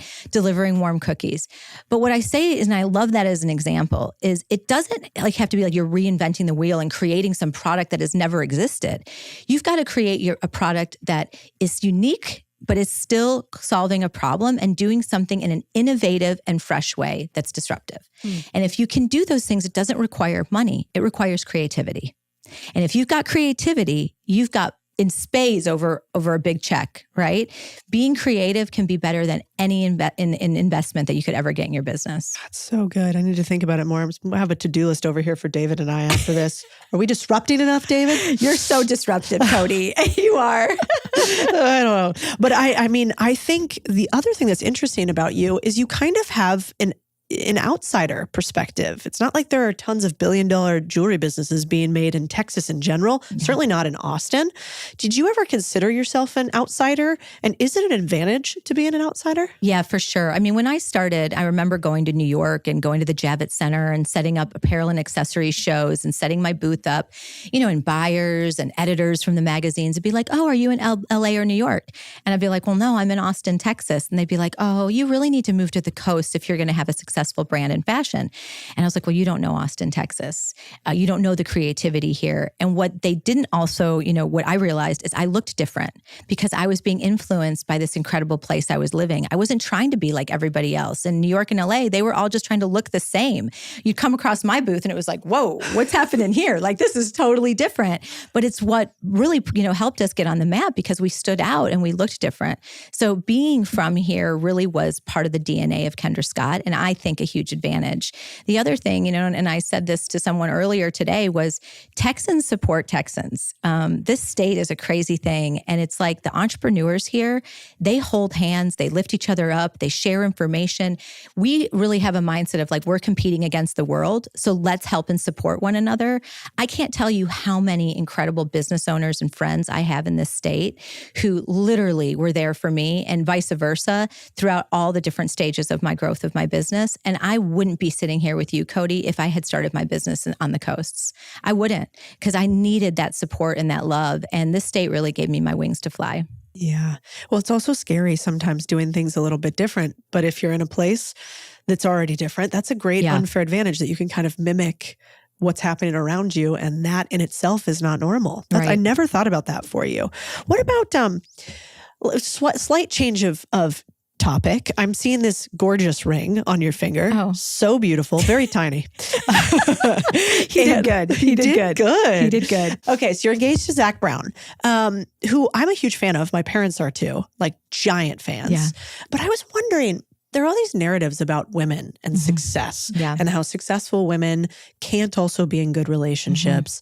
And I was just like curious your take. Do you think, are men intimidated by a $1 billion CEO woman? I think some men can be intimidated. by a $1 billion CEO woman. And I think there are some men like Zach who absolutely just want to lift me up and do anything they can to support and love and cheer me on, and vice versa, right? We both have very big lives and creatives and so many similar things about our, he's music, I'm jewelry, but what we do is so similar. We're trying to bring joy to people through the art that we create. We're trying to make people happy. We love our kids so much, and our children are the heart of our entire universe. And so all of those things are so aligned. And when you find a partner that you have that alignment with, and there's no competition, it's just, I love you. I'm rooting for you. I see you. I want to do everything I can to lift you up, and then to also be your rock. Because I haven't had that before, Cody. I had felt like the world was on my shoulders in a lot of ways. I was a single mom for much of my starting the business and getting the business going. And it was really hard. And I didn't have someone that could hold me when things were hard. And I always felt like I had to be the strong, like tough one. And I could never let the face go. And you know what I mean? And I had to just be like, okay, put the game face on. It's going to be okay. And even when I was, losing confidence in myself or whatever, I had a few good friends and people that I could talk to, but to have a partner, a real partner that I can go, God, this is tough for me, and have someone who gets it, who understands the weight of what it feels like to carry that burden, and to be able to just hold me in that space and be like, I hear you, I see you, I can't solve the problem, but I'm here to help you and be a shoulder. Whatever you need is a really amazing thing, and I'm so grateful for. Yeah. No, I totally relate to that. I think I had a partnership before that it didn't work for me that way. And I think competition can be tough sometimes when you're playing in this game. And for most of, human existence, we weren't really competing with each other. Yeah. And so I always I go back and forth between, do I ever ask the question or not? But I think there's so many women out there right now who really, we were girl bosses and we, climbed the corporate ladder or built our businesses or whatever. Yeah. And then I think there are a lot of women that I talk to, at least, it's the number one thing they want to talk about. They're like, I'm successful in my career. I'm motoring, but will it be possible for me to find love and a man that can handle it? There are people out there are men out there, and then women out there too, right? It goes both ways, right? And it's you can't just be the girl boss in every situation. Yeah. There's masculine and feminine, right? Yeah. And I can be totally tough girl boss, making the decisions, doing all the things. But there's moments when I want to come in and I want to be more the feminine side of me. And I want him to honey, you decide what we're having for dinner tonight or where we're going to go. I don't want to have to make all the decisions. And it's nice to be able to have that dynamic and be able to know that you can have that ebb and flow in a relationship and that you're in a safe place to do that. There's nothing more powerful than that. And it's important to look, I hadn't gotten it right all the time. And I look at you and, you've known your guy for a long time. And I have friends that have had relationships that, they've had since they were in high school or college. And wow, that's amazing. But I also think we need to give each other grace. Not everything works out the way we always want it to. No one goes into a marriage or any type of relationship thinking it's going to end. We're all hopeful, right? That this could be what happens. And if we allow, again, like we talked about before, a failure or a divorce to stop you from ever loving again, that'd be a shame. We've got one life on this earth and I want to make it count. And some things may not have gone the way that I had thought they would go, but I still believed in love. And, meeting Zach at this stage of my life, he may not be my first, but he's my last. Oh, I love that. Yeah, he seems really cute on Instagram. Which is the sweetest, he's got all human. The tats, so you wouldn't think. Oh, he's a teddy bear. Is he? Yes. I won't tell anybody. Now the world knows. He, as a dad too, he's got 4 daughters and a son. He is the most incredible girl dad you've ever seen. Just so protective and loving, and it's amazing thing. Yeah, you can tell I'm pretty smitten. Yeah, exactly. Sounds like we want to keep up. We want to keep him for a minute. 100%. Yes. Yeah, I think sometimes the tough guys also are the ones that are the kindest. Chris, former Navy SEAL, everybody always thinks he's the mean guy. Yeah. And sometimes I'm kind of the mean guy. And then he is actually the kind one. Yeah. But that's really nice of you to share. Because again, I think it's hard out there. All the statistics say we're getting married less. We're in relationships less. We're kind of a little bit lonelier. And so but having a partner is so so amazing. I mean, having a real partner in life and having it where you've got each other. Yeah. That you know that the other person 1000% has your back, loves you, is rooting for you, is cheering you on, is your biggest supporter. If you can find that and then give and have that the same for your, like, that's how I am with Zach. Like, I'm his biggest fan, you know, in all things that he does in his life. And I just want to be additive. And I wake up and I go, what can I do today to make him happy, to, you know, to be there for our family in a meaningful way, to make sure he knows how much he's loved.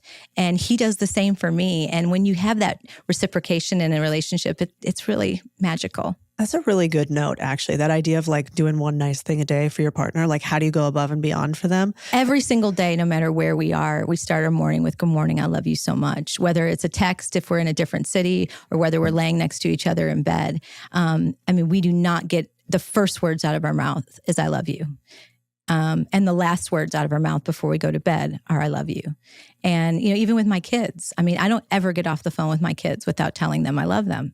I mean, they hear it all the time from me, but I'm like, I'm going to tell you. I know you know, but I'm going to tell you all the time because I never want you to ever worry about that. You know? I love that. You're so loved. My mom was here today. She's been at our event. We had an event all weekend. She's been hanging out. It's the most incredible thing to be able to bring your family along with you, you know? Yes. I love that you do that because I say all the time, people, you know, we get the work-life balance question as women a lot, right? But men don't get that as often. We get it all the time.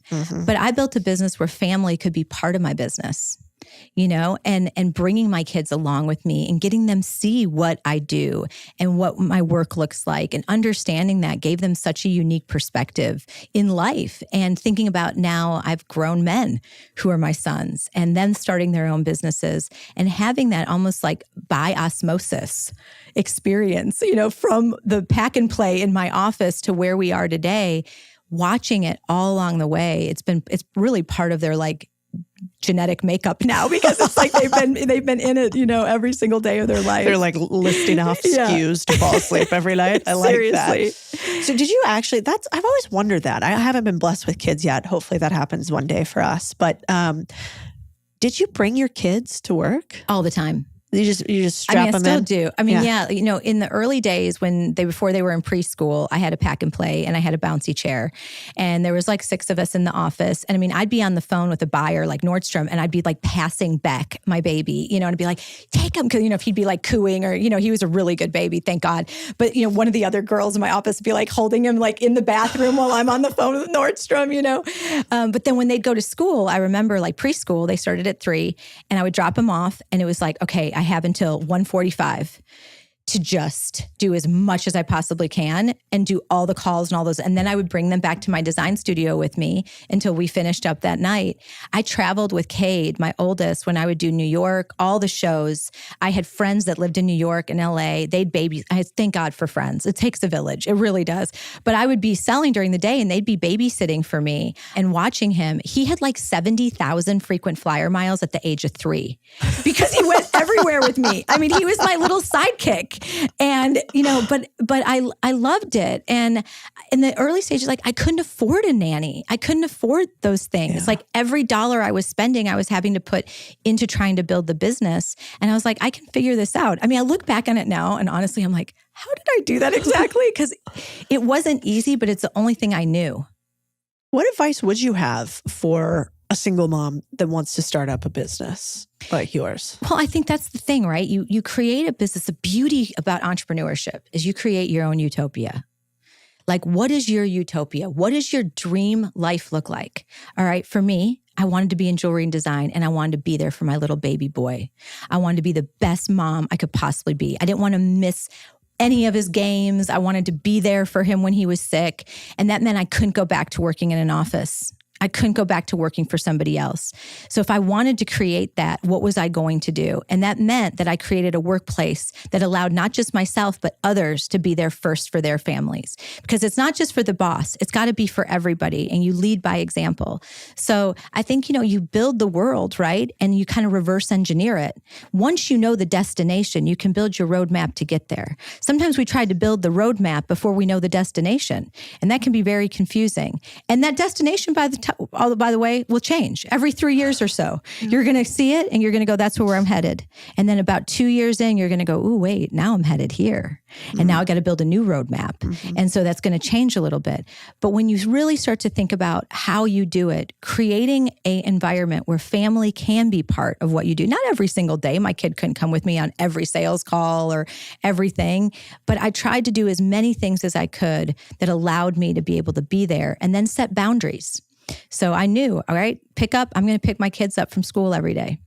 I want to be that face that picks them up. Now that meant that I had to do some other things and sacrifices. I couldn't do long lunches. I couldn't, do some other things that some of my other friends were doing. I had to make other sacrifices, but that was my priority and that was important to me. And so really understanding your priorities and what's important to you really will help you kind of create that vision of how to do it. By the way, I have a live event. I only do one a year. It's huge. How big? Really big. In Austin, Texas, just for people who want to make more money, buy businesses, build businesses. It's called Main Street over Wall Street. So if you liked this episode, you're probably going to want to be there. There's only a couple hundred spots left. So click below. I want to shake your hand in person in Austin, Texas, or go to msows.com. MSOWS. We'll see you there. Hey, it's your friend Cody. By the way, guys, I just realized that a bunch of you are not subscribed, which is crazy because I feel like we hang out every week and we talk about how to make your life better, how to make your bank account bigger, and I want to do more of that. So one, thank you for being here. Like sometimes I'm like, pinch me moment, And also share this with a friend, subscribe. The only way we grow is when you share it. And we only show up on your feed when you subscribe. So I promise that if you do that, I will continue to make this podcast a way for you to steal all my rich and successful friends so that your life can be even better every single day. Yeah, so true. We've talked about a lot of highlights, how big the business now, some of the new launches, but I know that is not how business always goes. So was there ever a moment where you thought this business is going under? We're not going to make it. How much time do we have? Like every Tuesday? Seriously. I mean, Cody, there were so many. I look back on it. There were so many, and I think you talked about this, something about your dad. It was like head in your hands moments. Yeah. Is that what you say your dad talks about? And I remember hearing you talk about that because I was like, oh my God, I have so many head in my hands moments on my kitchen floor, like sobbing, crying, thinking I'm going to lose my business. One of those was during the 2008 recession. I was strictly wholesale, so just selling to other retailers. I didn't have my own retail stores. I didn't have my own e-commerce at that point because my first business, the Hat Box, failed. I wasn't going to go into retail again. I had sworn off retail. So I thought wholesale was safe until the recession hit. And I realized it was not safe, that all the power of my business laid in these other buyers, store owners, buyers for these department stores who were getting laid off, stores that were shuttering. I had no direct connection to my customer. I was letting everybody else sell my products for me. I wasn't selling them directly to her and finding out what she really wanted. So that 2008 recession was the greatest gift Kendra Scott ever had because it forced me to look at my business differently. My line of credit got called because, and I had paid everything on time, but I was considered high risk because of our category. So I had to find a local bank. I had to put everything I own up for collateral. I don't know. I joke, like I told my son, Kate, I go, you might have been on that collateral list, baby. I'm so glad things worked out. I mean, it was like, what do you need? Like I was shoes off my feet. I was like, I'll put whatever I've got, just please take this loan. And fortunately, it was a female president of a local bank, Texas Capital Bank, that took my loan from a big bank. But that moment, I remember thinking, I'm going to lose this business. And I had this woman, I wasn't a loan number to her. She had worn my jewelry for years. She knew who I was. She knew my hustle. She knew my drive. And when I looked her in the eye and I said to her, I will pay this back and then some, Carrie, she knew I was going to do it. And she believed in me and she took that loan. And I mean, I say that all the time, it's relationships, right? And it's keeping your word and being consistent and do what you say you're going to do. And build that trust over time. But that was a scary time. But I opened my first retail store 2 years later in 2010 when everyone was shuttering on South Congress. I opened our first retail store, moved our offices right above that little store. So we all had to walk through the store to get to our offices. And I was like, we are going to sit in this store, all 10 of us, because there's only 10 of us at the time. And we're going to learn from our customer every day. We're going to find out what she loves, what she wants more of. This is going to be our laboratory. I still didn't know we were going to open retail stores after that. I thought we'd have this one retail store in Austin, and then we would just keep building our wholesale. And then I wanted to build e-commerce. So we built e-commerce and launched that at the same time. But that store, there'd be lines around the block to come in. And I was like, maybe there's something to this retail brick and mortar thing. And here we are going to have 170 stores at the end of this year. But it was one store at a time. When you look at the big thing, and like you said, you can't eat a cake in one bite. Each store, that success gave me the opportunity to take the money and the funds to reinvest, to look at the next opportunity. And I had to get it right. And I had to make sure the formula was right and the presentation was right and how we were selling was right and the displays were right. And you don't rush it, right? You take your time and you listen and you learn and then you act. And sometimes brands try to just act. They forget about the listen and learn part. And then they're like, well, why isn't this working? And this isn't falling apart. And this thing is not working. Because we haven't taken the time to really give the patience that it takes to build a really strong business. It takes a lot of patience. And we just did it thoughtfully and we did it methodically. And we went where our customers were. Not that was sexy. Not where the sexy addresses were. Plano, Texas does not sound sexy to a lot of brands. That store was 1,500 square feet and it was doing $7 million a year. Oh. So I called it Plano Insano. I'm like, I made t-shirts for our team. I was like, that's where I want to be. Let's wear more Planos, Yeah. And so many businesses get caught up in like what they think, oh, this brand is here and here. So I have to be here and here. You got to be where your customer is. Listen to where your customer wants you, and that's where you should go. Such a good point. Yeah. I mean, it's so easy to fall into like what you think cool is too. Totally. I remember falling into that too. It was not cool to get on the internet and talk about finance and private equity. It was way cooler when I was at Goldman and I ran my own private equity firm and I was fancy and I wore all the things. But then I realized, actually, I don't really want to get rich quietly. I want to be around a bunch of other people and maybe help them do the same thing, even if it's not as cool. But that's a hard jump. Well, it's way cooler now. Look at you. It's cooler now. It's cooler now. But when I started out there, we're like, what are you doing? Are we TikTok dancing now? Have you lost all, semblance of care? But I am curious. Let's say that there's somebody listening right now. Yeah. And they're in the pain cave. They're struggling in their business. What would you say to them to get them out of that deep, dark hole? So sometimes it's so hard when you're in the middle of the forest, in the weeds all around you, to get that 360 perspective, right? And to really, we get in our minds, like I look at the hat box as the greatest lesson for me. I wanted hats. Hats were the thing. Everyone was going to wear hats again like it was 1940. It had to be hats. What was working was the jewelry I was making and putting on the counter in the little case that was selling out the day. But in my brain, it was the hat idea. It was opening 100 hat box stores. I wasn't paying attention to what was working until I closed that store and customers started calling me and saying, I want a pair of earrings for the necklace I bought. And my sister loves the earrings I bought in your hat store. So I had went and got a job after I closed the hat box and I was just side hustling, making jewelry. But the point of that story is that when we're in it, we can't always see it. And so to get yourself to almost have this like bird's eye view, like just lift yourself out of that moment and really think about what's working, what's not working. Write it down. What are people, where are you seeing some traction? It may not be the original idea. It may not be what you thought it was going to be, but somewhere in there, there's something that is sparkling, something that's standing out. Now focus all of your energy on that. Even though it's hard because you're thinking, oh, but I spent all this time on this other part and it was supposed to look like this and be this. It's sad, right? To put those things away and go, I might need to put that in a drawer and it's not working right now. But this little thing over here, something's happening over here. Maybe I should focus a little more time there. Maybe I should nurture that a little bit more. And I can't tell you how many business owners I have met that the little thing that they didn't think was the thing became the thing. And the thing that they thought was the thing ended up being completely the opposite. And that is exactly who I am today. It sure wasn't hats. Now I'm doing hats again with Yellow Rose, but it wasn't the hats. Yeah, it's such a good point. Yeah. We call it kill your zombies. Yeah. Because just because it used to be alive doesn't mean it should always stay alive. Some things you got to die. And it's the hardest thing when you start a business or as an entrepreneur. It's like you become so attached, and it's so hard sometimes to let go of those things and disattach yourself from it and be like, okay, that's not working.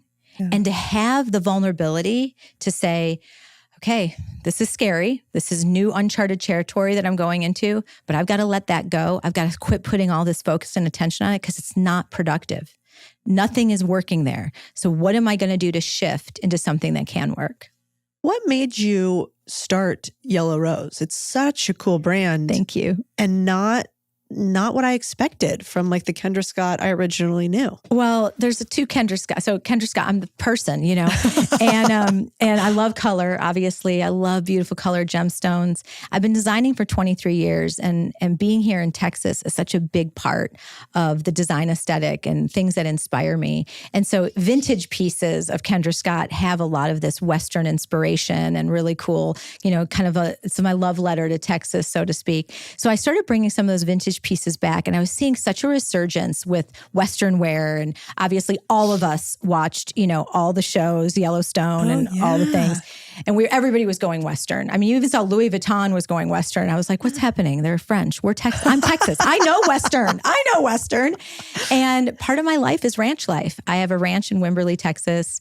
It's my happy place. When I'm not, in the boardroom, I'm in my boots in the barn. And I love this lifestyle, and I love vintage Western. So I would go and shop vintage all the time, and the cuts of the bell bottoms and high-waisted jeans and the really beautiful Western cut shirts that were fit just right and the pearl snaps and all the details. I could wear that look and still be very sophisticated. I could wear a Western cut shirt and a gorgeous pair of trousers to a meeting in New York City, and people would go nuts. And so I knew there was a way to bring this style, this aesthetic into the modern world and make it to where it's not just rodeo wear. This is wear that you could wear anywhere you go and look absolutely amazing. And I wanted a brand that put the woman, the cowgirl, front and center.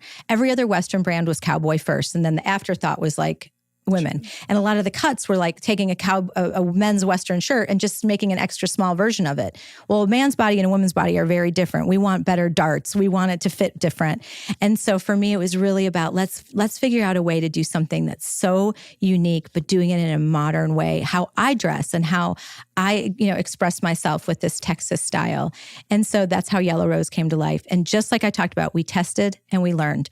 We put it in the back of Kendra Scott flagship in the little back room, and we tested product, and we brought in collabs, and we brought in boots, and we did a collab with Wrangler to see, what she liked in, different denim. And we just learned for 2 years. We had a tiny house, and we took it to every rodeo and music festivals.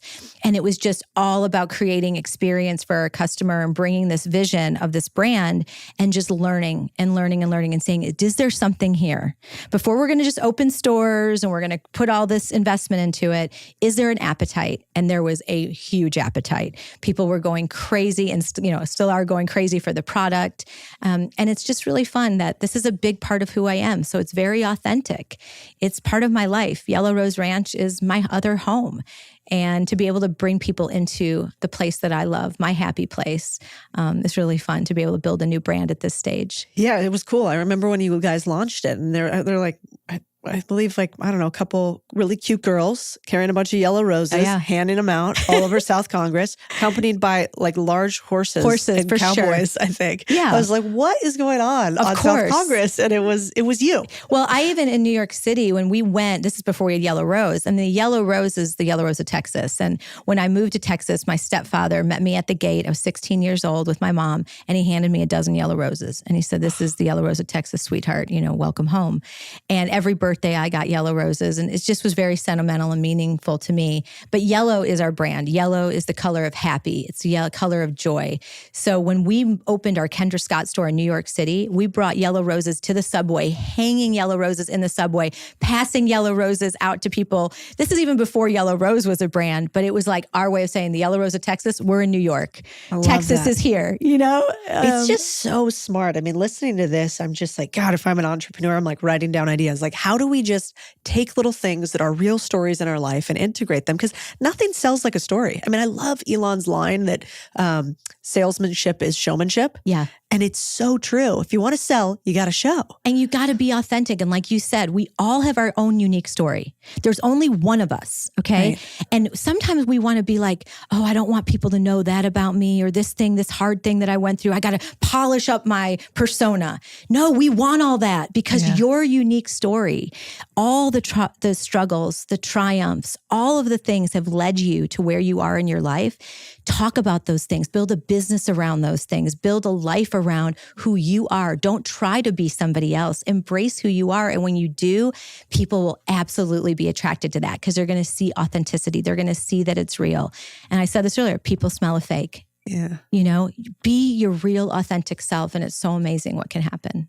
What was it like to work with Dolly Parton? Oh I my gotta God, ask. Cody. I mean, I saw the partnership and was just like, that's the peak. It's the pinnacle. My dream. So I basically was like, before I die, I got to meet Dolly. I watched the movie 9 to 5 on my VHS tape till I wore it out. Okay. I had to get a new one. I'm not joking. You can wear a VHS out, and I wore out 9 to 5. I love that movie. I watched that movie so many times and I loved it. And what's so funny is when I built Kendra Scott HQ, it's got a kids room with, all sorts of kids activities. It's got mothers nursing rooms. We've got a gym. It's a whole like utopia for working women. And I realized when I started walking through, I built 9 to 5. I built the modern day 9 to 5, what Dolly and friends were trying to create in 1980. I built that. And she's always been this inspiration. She's unapologetically her. She's like, this is who I am. This is what I am. And she's brilliant, right? But she doesn't care. She doesn't let anybody like, this is who I am. And I just remember looking at her and being like, I want that confidence and that kindness and the warmth and all the things she represented. But she is such a badass businesswoman. Like, let's not be mistaken here. She is an incredibly smart businesswoman. And I just thought, I just want to meet her. And so a friend of mine arranged for me to meet her. She was performing in Austin and I got to go and meet her. And I thought that was going to be the end of story. And I met her and I said, hey, I wrote a chapter. I'm writing a book. And I wrote a chapter in my book, 9 to 5, about how much the movie and you have influenced me. And she's like, well, I'd love to read it, darling. Will you send it to me? And I said, oh, sure. And I was still in the writing process. Well, she loved it so much. She said, well, she offered to write the foreword of my book. So now I've got Dolly and I'm like, I don't even know how to describe that. And as we started to continue to talk, I can't explain it to you, Cody, but I just love her. I love her as a person. And she's like, well, we should work together. And I was like, we should work together. And so we decided to do a collab in jewelry. And I was like, let's design every collection after a song. Ooh. And so take the song and we play with what the collection is. So not just getting to meet her, getting to know her, getting to work with her, and now getting to call her a friend is, when I say you can't dream big enough, that was the biggest dream of all the dreams of my life. And it's so beyond what I could have ever dreamt. So cool. It's crazy. Yeah, the woman is just incredible. I saw she had an announcement that she's had to delay some shows, which is, never a fun thing to announce. But then she writes a line in the delay announcement that's so good. She's like, I got to go to my doctors. They want me to do some surgeries. And this time, it ain't plastic surgeries. She's like, I'm going in for my 100,000-mile checkup. I mean, she's just good was that? Because she's authentic. It's like she knows people give her a hard time for it. She's just going to call the elephant in the room. And I love that. And that taught me so much too. It's like, own who you are. Yeah. Don't try to be someone different. I would walk into boardrooms when I was trying to get funding and I was like, be girly and feminine and all these things. And I thought, well, maybe that's why they're not investing in me. So I thought, I better dress like a man. So I wore a gray pantsuit and, tried to be more businessy or whatever. Yeah. Well, that didn't work either. And I was like, and I remember one night and I rewatched 9 to 5 for the 500th time. And I was like, I'm going to be who I am. I'm color, I'm a girl, I'm feminine, I'm all those things. I'm going to own who I am. And if people want to invest in me, they're going to invest in me. If they don't, well, good riddance, But that all came from trailblazers like her who really forged a path for women like you and I to be authentically ourselves and to not apologize for who we are. No, and I'm still not at her level. I mean, my mom thinks I'm pretty authentically myself. I'm like, no, I still get scared all the time, you know, and I'll put something out there and then I'll question it. Yeah. It seems a constant struggle, but you maybe have that's to the go game. see her musical.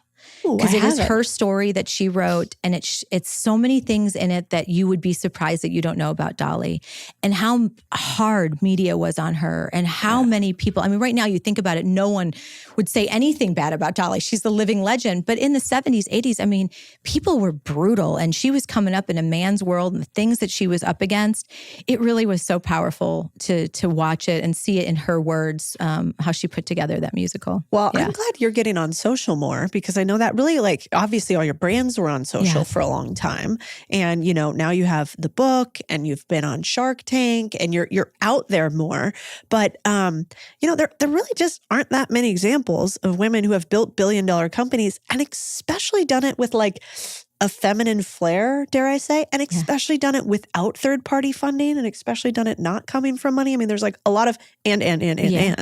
And so it's really cool, and I'm excited for you to keep sharing, especially because you're kind of busy. I don't know if anybody's told you, but it is a hard thing for me, to be really honest. Like, it's hard to kind of put yourself out there sometimes, and I think as I look at, my life and what I'm doing, it is what you just talked about. It's like, if I can inspire one girl to look at me and go, okay, it doesn't matter where you come from. It doesn't matter how many times people tell you can't do something. It doesn't matter if you don't have a college degree.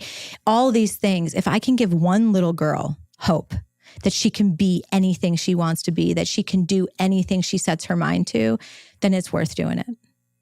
yeah. And, the other cool thing is, like, you have a talisman too for them, because you have the jewelry. So it's like, if they get to really connect with Kendra the human, and then get to wear your physical representation, that's pretty special. Yeah. Not that many people get it. It still blows my mind when I walk around places or go through an airport and I see just multi-generations, like moms, daughters, like all ages wearing my jewelry. And I literally go up to people and I'm like, oh my God, thank you so much. Or you look beautiful in your jewelry. And sometimes I don't know, like, who's this crazy woman coming up to me, like complimenting me?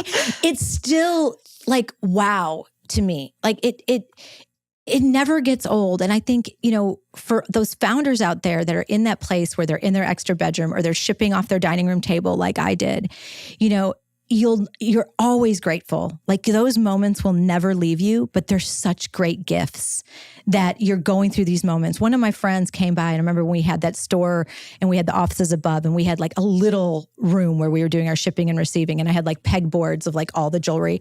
And he came in and he goes, wow, he's like, this is the night before. He goes, you need to take pictures, Kendra. And I'm in the middle of it, just like, what are you talking about? And it's my friend Cameron Harold. And he's like, this is the night before. You're going to want to remember this because your business is about to blow up and you're going to want to remember what this was like. And I was like, he saw it, but I was so in it that I couldn't see it. And I love that analogy, the night before, because so many times we're so in it. We're just surviving. Like, I got to get this order out. I got to get this thing out, that we forget to think about where we're going and take that moment to just step back and be like, hey, this could be the night before something really amazing. Oh, I got the chills. That was so good. I read this line the other day that was like, the real flex in entrepreneurship isn't the Rolex or the car. It's the 100 families that it was that when you walk in the office, the 100 people in there represent 100 families that get fed because of the work that you do. Isn't that amazing? And it's a huge, and it is like, I mean, I've got, 3,000 plus employees. That's 3,000 plus families. Also, all the nonprofits that we work with. I mean, Kendra Scott Foundation is such a huge part of what we do. And we work with so many local nonprofits. There's so much that we're doing. And it's such a huge responsibility, but it's like, okay, everything you do every day, every decision you make infects all of those people. And you've got to be so thoughtful about what that is and how you go about how you walk in the world. I heard that your favorite vehicle is actually a John Deere tractor. Is that true? Yes. I told you I knew some things. How do you know that? Can't give away my secrets. Well, Not I yet. have posted me driving my tractor. I love that thing, man. I'll tell you what. I mean, it's the farmer in me. My mom's side of the family were farmers and coal miners. And I used to go to the farm in Southern Illinois in the summers, and I'd ride on the combines with my uncles. And I just love getting my hands dirty. I love being at the ranch. I love mowing. Mowing is my favorite pastime. Like, people wouldn't know. Look in your eyes when I you get just excited. said I love mowing. Maybe the most excited to date. I love mowing. I put on my cowboy boots. I put on my overalls. I get my trucker hat on, and I will mow for hours, Cody. I will mow for hours and hours, and it's quiet. It's peaceful. I think about things. I don't listen to podcasts. I don't listen to music. I'm in my own head, just kind of thinking about things I'm working on, whatever, making really nice straight lines with my mower. I love that thing. I have 2 John Deere tractors now. Okay. That's amazing. Little Johnny and Big Johnny. Dude, we need to get a collab. Yeah. Kendra Scott, John Deere. Don't worry. I'm talking to them.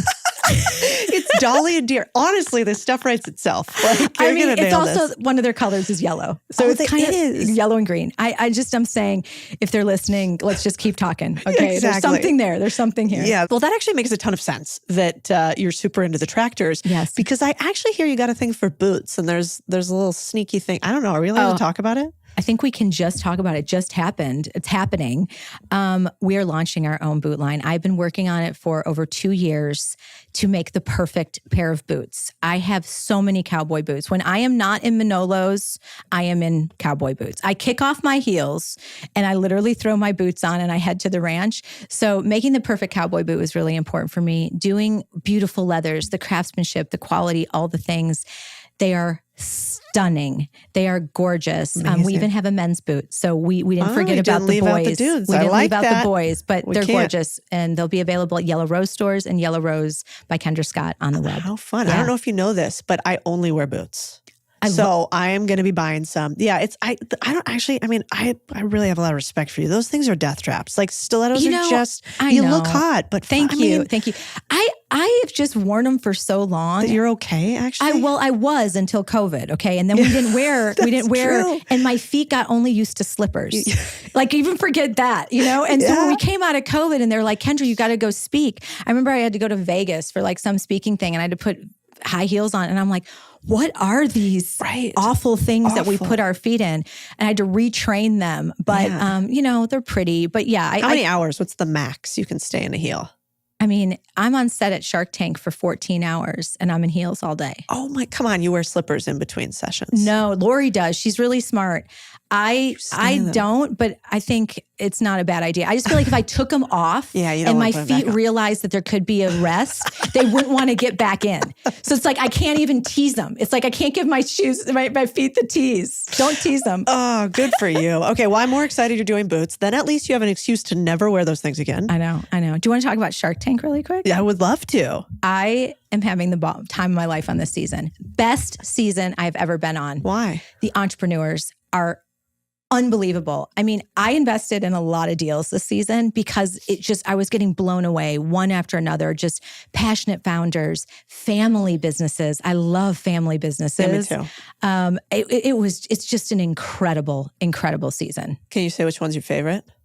Give us a hint. No. She goes, no. Well, I mean, one that just aired was Double Soul. And it was, Pete Davidson is an investor. It was a couple, Ben and Allison. I like him. But they sent him socks. So they did what I did, like let people taste it, let people get, see it. Pete put on that sock and it is the most comfortable sock you'll ever wear in your life. It's called Double Soul. He put it on. He called me. He's like, I need to invest in this. So he came into the tank. Did you tell them to send them to people or was that their idea? No, this is before I knew them. Oh, okay. But that's what I'm saying. They already were doing a lot of the right stuff. So they came into the tank with Pete and it was just like lights out, amazing, passionate founders. Product is perfect. It was all the things and they're doing everything right. They're hustling. She's got a brand new baby at home and they're just like, they're an amazing, amazing, amazing couple. Well, I love that. I had Damon on not too long ago and he was saying that socks and socks and what was that thing called? The face with the squeegee, the sponge, socks and sponges. Scrub Daddy. Yeah, yes. the 2 highest performing Shark Tank investments ever. So maybe this will be round 2 well, socks. And nothing would make me, I love Damon, but nothing would make me more excited if my socks do better than his socks. Absolutely. It's a great sock war. You should have a sock war. Sock war. He would like that too. That dude seems competitive. I love him so much though. I mean, he is honestly one of my very best friends in the whole wide world, but I would love to beat him. I would, He's also really funny. That's what I said when I was hanging out with him. I was like, I didn't realize how funny you are. All the sharks are funny. Are so awesome and